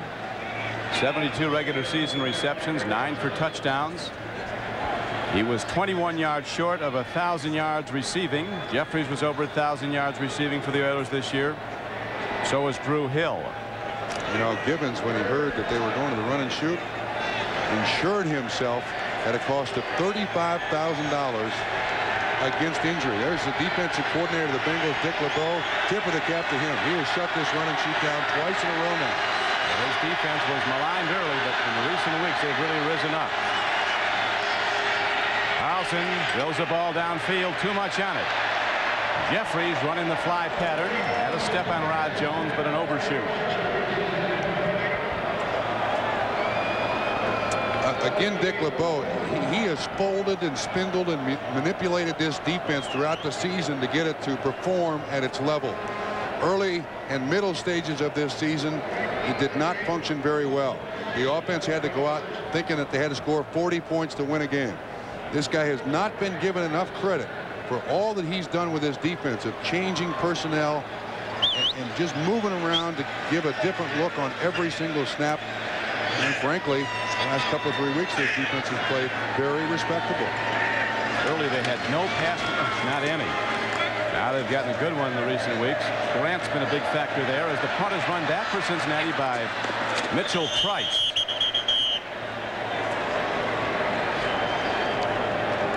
.41-7 is the count, Cincinnati. We're back at Riverfront Stadium, and now Eric Wilhelm is in to quarterback. Eric is a second-year player from Oregon State, has thrown just 19 passes this year and hit 12 of them. No touchdowns, no interceptions. Not a moment too soon for Bengal fans as Eric Wilhelm in there. The game now is run the ball. Or is it? Eric's going to put it right up. Yo, almost came back at him. Bubba McDowell, the strong safety in coverage, had a play on the ball. Had he gotten it, he'd have gone in. I'm not sure they'll throw it again. During the last break, the Cincinnati fans started cheering, "Beat L.A." Won't be easy. This is a simple out pattern run by the receiver, and Eric is just a little bit late getting it out there. Eric Ball, the intended receiver. McDowell almost comes up with the interception, and you're right, he'd have returned it for a touchdown. On 2nd and 10, Stanford Jennings runs the ball. He's ahead for 6. Tackle on the play by Glenn Montgomery, number 94. You know that chant that the fans were shouting, "Beat L.A.? That's no small feat. I don't like the matchup Cincinnati to Los Angeles. Big running backs have hurt this defensive football team. Eric Dickerson did. The kid out in Seattle, Fenner, did. This is a defense that can't stand a big, heavy, pounding offensive line against it. They can trick and move and game and all the rest of that stuff, but when they stand shoulder to shoulder as Kozerski comes out, the starting center, they got Reimers on the sideline. From Holy Cross, who's had a terrific year. Bruce Kozerski hurting at the moment as Wilhelm sprints out. Skips in an incomplete pass on 3rd down, and the Bengals have to punt it with 10:04 to play in the game. You talk about a big line and big backs.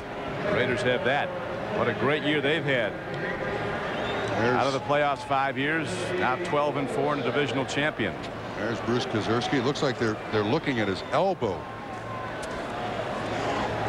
With Bruce Reimers on the sideline for the second half. There's Reimers right there. He's on crutches. That's Brian Blado standing next to him. He's out for the season with a neck injury. Don't know the extent of Reimers' injury. Punt downfield, and Gerald McNeil fair catches the ball for Houston at the 49-yard line. It is interesting. In 1981, the Bengals started off 2-0, went to the Super Bowl. In '88, they were 2-0, went to the Super Bowl, and they were 2-0 this year.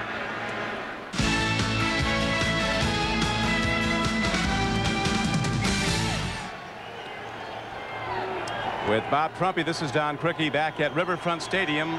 Oilers have the ball on a big hole to try to dig out of. They're down 41-7 with 9:57 to play. Carlson throws. Connections made with Leonard Harris, an inside receiver, 5'8", from Texas Tech. How about that? Bengals 1-10 versus the Raiders when playing the Raiders either in Oakland or Los Angeles in recent years. The one win was in 1988, the Super Bowl year. 45-21 they beat LA. It was not a playoff victory. The Bengals are 0-3 on the road in the playoffs. That was part of all three of those games. Talking about the Bengals after those 2-0 starts, the only 3 times they've been after the 2-0 starts in their history. 81 when they went to the Super Bowl. 88 when they went in this year, when it looked like they weren't going to make the playoffs, but really came on late in the season to do that. Barney Bussey makes the tackle on Alan Pinkett. The Bengals playoff history. Lost to the 49ers on the drive at Joe Robbie Stadium. Lost to the Jets in '82. That was when Forrest Gregg was the head coach. Yeah, the first 3 were under Paul Brown, and we lost in all 3 seasons to the eventual Super Bowl champion. 70 to the Colts, 72 to the Dolphins, and 75 to the Raiders. Right? Yes. Running with the ball and very well is Ernest Givens. Best is yet to come. Usually when Ernest catches the ball, he might be as good as anybody in the league after the catch.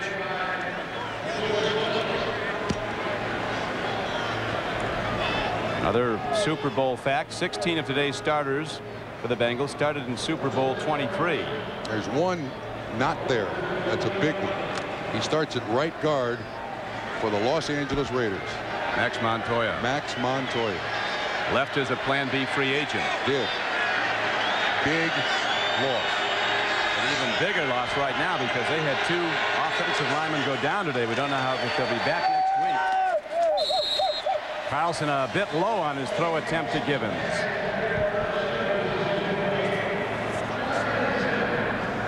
Well, he was called Commander Cody last week.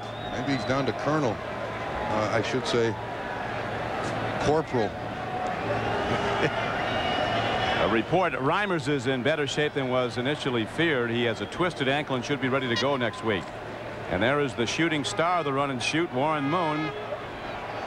I never saw a better game he played when we were at Kansas City. And he passed for 527 yards and literally could have thrown for 700 if they kept him passing the whole 4th quarter. Yeah, unbelievable. 5:27 with 5 minutes to go in the game.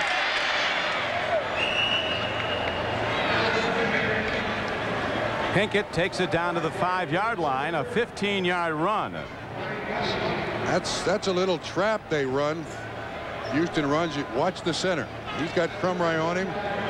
Takes him that way.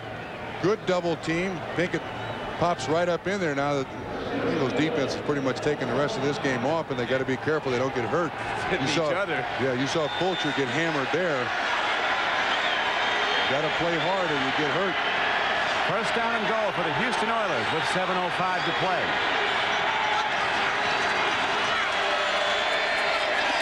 Touchdown to Ernest Givens. So Carlson to Givens works twice for Houston on the payoff end. And it's a 41-13 game.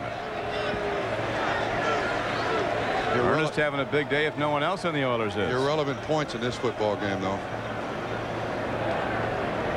They just couldn't get it done when they needed to, and the mindset of the game was totally controlled by the Bengals in the first half.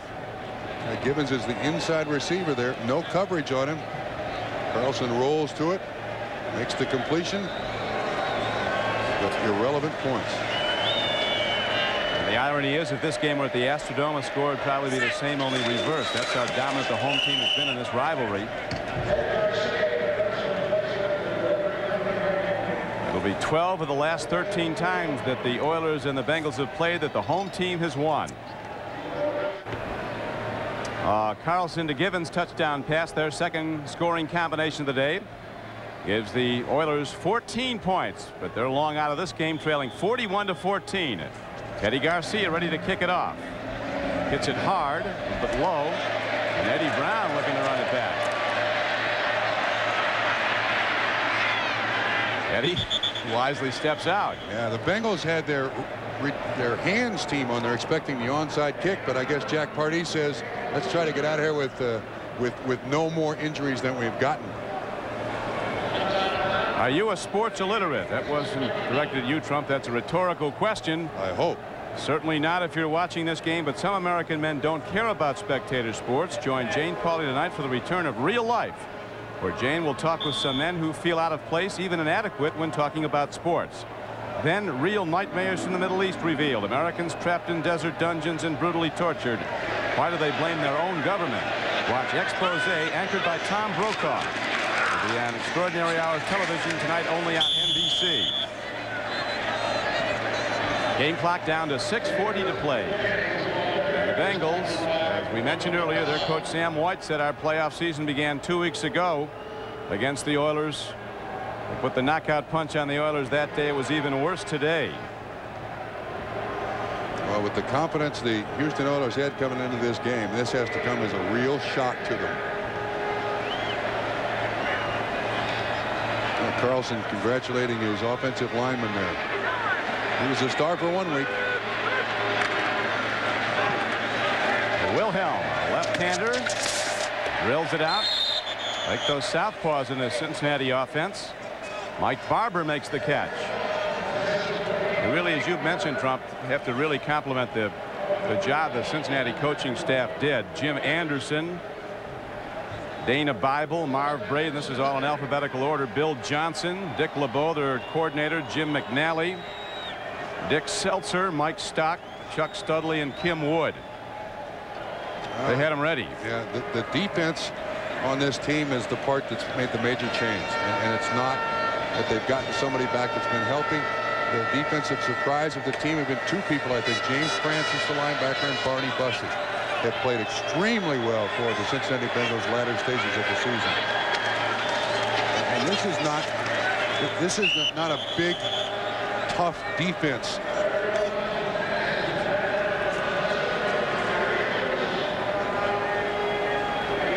That's where they stand currently. And they went the entire first half with 1 first down. So they've gotten 10 in the second half, and the game's totally out of reach. Yards rushing. Last week they had 195. This week 64. Bengals were the fastest franchise expansion team ever to make it to the playoffs. Stu Trumpy was part of that team that in its 3rd year went to the American Football League playoffs. Actually been to the NFL playoffs. Yeah, it was. Merger. We played the Baltimore Colts in Baltimore. 1, the field was totally dirt painted green. And 2, I made sure I got in Johnny Unitas's way when he ran on the field. That's how young and inexperienced I was. I couldn't care less about the outcome of the game when it was 17-0. I made sure that I got in Johnny Unitas's way when he came on the field. I wanted to bump shoulders with Johnny Unitas. Just so he'd know you were there. Just try to kick dirt on those high tops, you know. Tight end doesn't very often get a shot at a quarterback. No, but the game was over, so I had one thing left to do. Get in Johnny Unitas' way. Wilhelm downfield throw, and Caddis has it and loses it. That might be a live ball. They're going to rule it incomplete. He might have had it and lost it on the hit. It was a hellacious hit put on by linebacker Al Smith, 54. Well, it knocked the wind out of Caddis, too. Wilhelm late with this throw. Caddis goes up for it. Kennard, 27, makes the hit. No, second foot did not come down. Incomplete pass. Kennard got him first, then Al Smith, a big 245-pound linebacker, busted the ball loose. Incomplete, and the Bengals will punt it with 4:18 to go in the game. He's going to be looked at. See the umpire signaling there to everyone.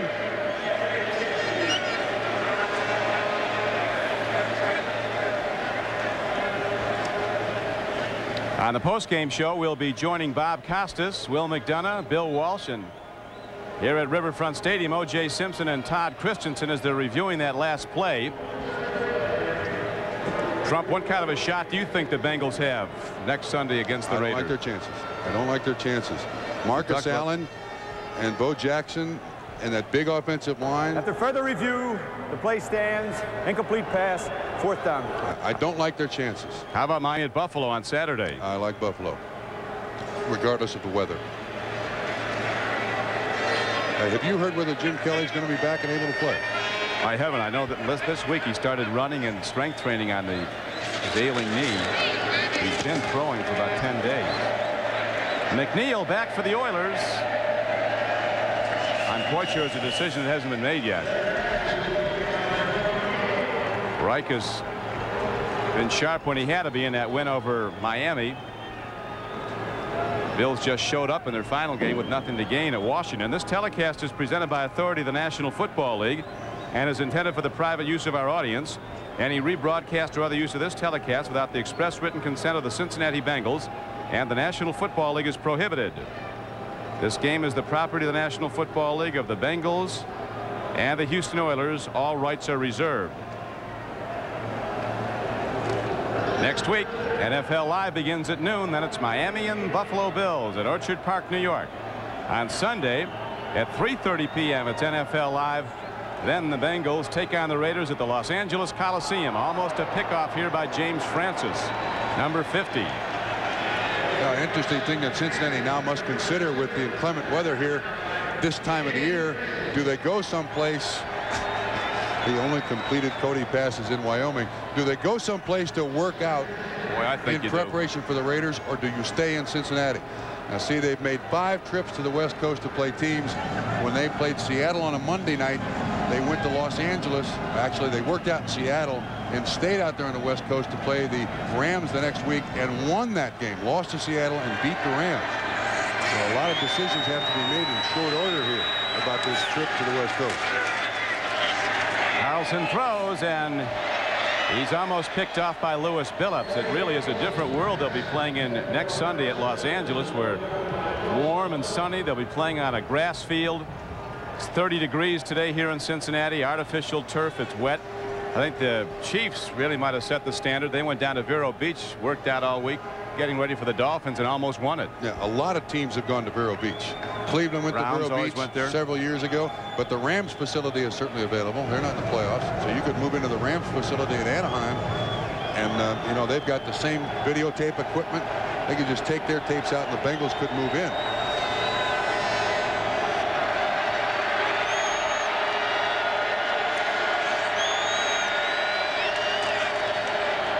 Carlson lets a long ball go and makes a completion downfield to Haywood Jeffries with 3:57 to play. It's just his second catch of the day. One thing this Bengal offensive line has really taken care of is Esiason when he was in today. He's going to be under a heavy rush against the Raiders. They can really rush the passer. No question about it. It's Jeffries' second catch of the day. This is a guy who was well over 1,000 yards and 70+ catches. Their leading receiver in 1990. Been almost non-existent today. He's got a smile on his face, looking forward to 91. He was talking a good game. He got biblical before this game, saying that Cody Carlson is our Moses and the football's his staff, and he'll part the Bengals defense. I think they're reviewing this catch. Let's see if that second foot does come down out of bounds. 1, 2. Good catch. Good catch. Jeffries has certainly added a dimension to the run and shoot. That outside receiver, generally speaking, in the run and shoot, the inside receivers are the guy who get all. They're the guys who get all the business. He has control. Second foot. I think he has control before that third step goes down out of bounds. 1, 2. Looks like he's got it to me. The home field such a critical factor in the playoffs. All 4 teams that win this weekend will be underdogs on the road next weekend. Then you just consider if the Raiders as a favorite should beat the Bengals and the Bills should win at home, and the Raiders would have to go to Buffalo. Of course, the Redskins beat Philadelphia at the bet yesterday. Right, and they'll be an underdog on the road again next week.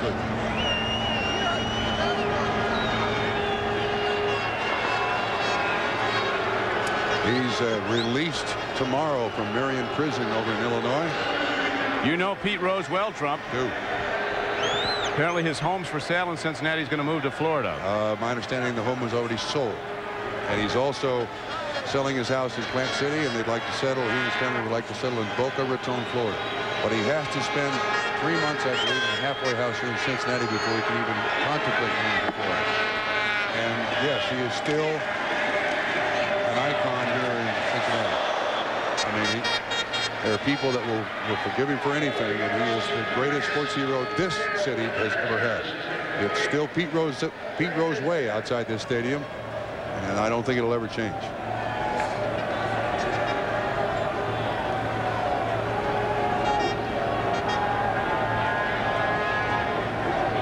Here's the recap.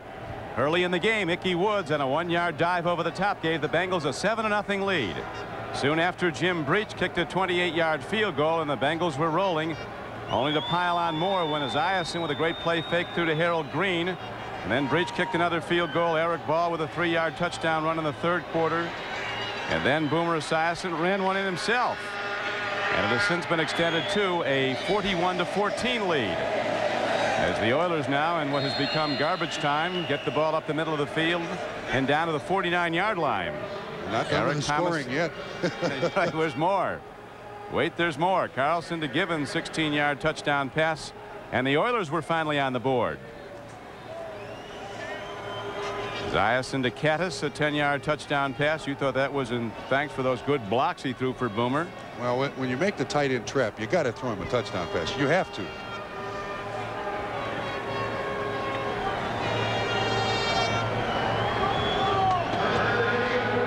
Big Joe Walter, a 6'7", 300-pound offensive tackle. Have his hands full next week.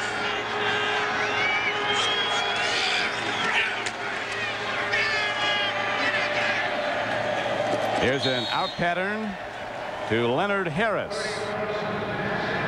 Incomplete. Brings up 3rd down and 10. Post-game show coming up with Bob, Will, and Bill, and O.J. and Todd, who are all here. Todd and O.J. are.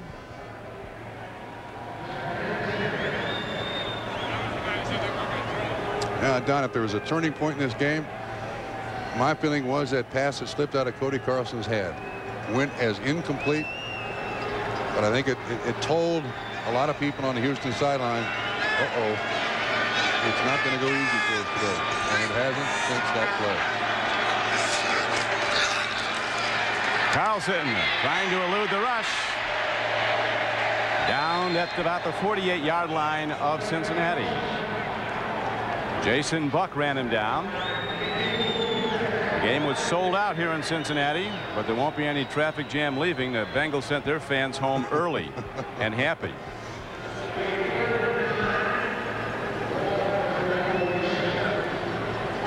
There's a few left.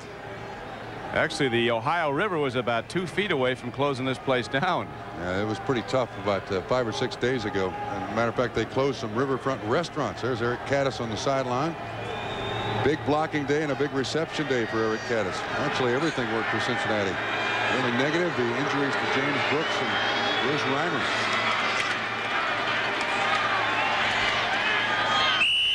Throw and an incomplete pass to the 33-yard line as the 2-minute warning is given. So the concluding moments of the game really over long ago coming up. Playoff pairings in the American Conference are now set for next weekend. On Saturday, the Miami Dolphins will be playing the Buffalo Bills at Orchard Park, New York. And on Sunday, the Cincinnati Bengals, a 41-14 leader over Houston today, will be going against the Raiders at the Coliseum. Yeah, they'll certainly take 40 rushes for 193 yards, which is what the Bengals have produced today.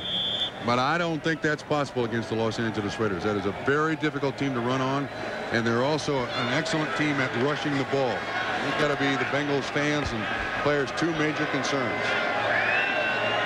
Greg Montgomery in to punt the ball now for Houston. It's a high one downfield. Mitchell Price lets it carry down and into the end zone for a touchback. Well, certainly the frustration continues. Dishman almost made a great play.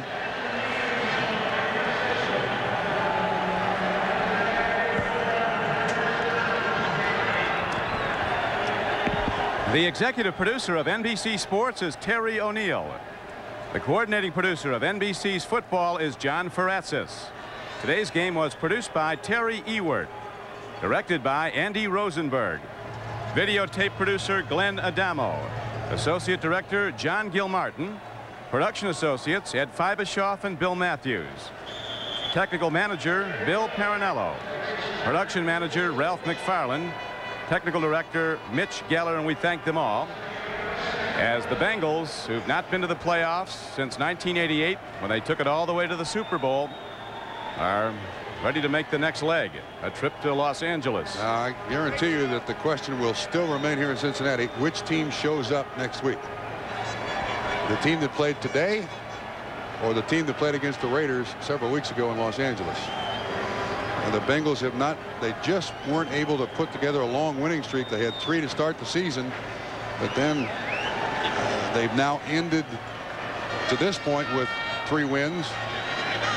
One over Houston, one over Cleveland, and then today they've just not been consistent throughout the season. Of course, the Bengals with a 1,000-yard rusher, James Brooks, a truly great player. He undergoes surgery tonight on an injured thumb. They're hoping he can play.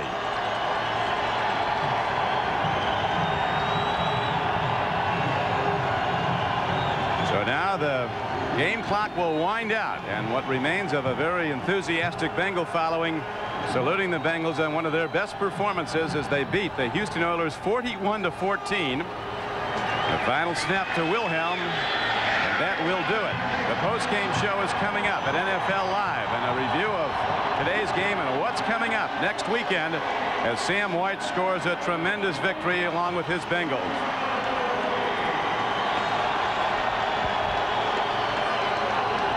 Final score, the Cincinnati Bengals 14, the Cincinnati Bengals 41, the Houston Oilers 14. The Bengals with a 20-0 halftime lead, and they extended it in the second half. With Bob Trumpy, this is Don Criqui. We'll be coming back to Cincinnati in a moment.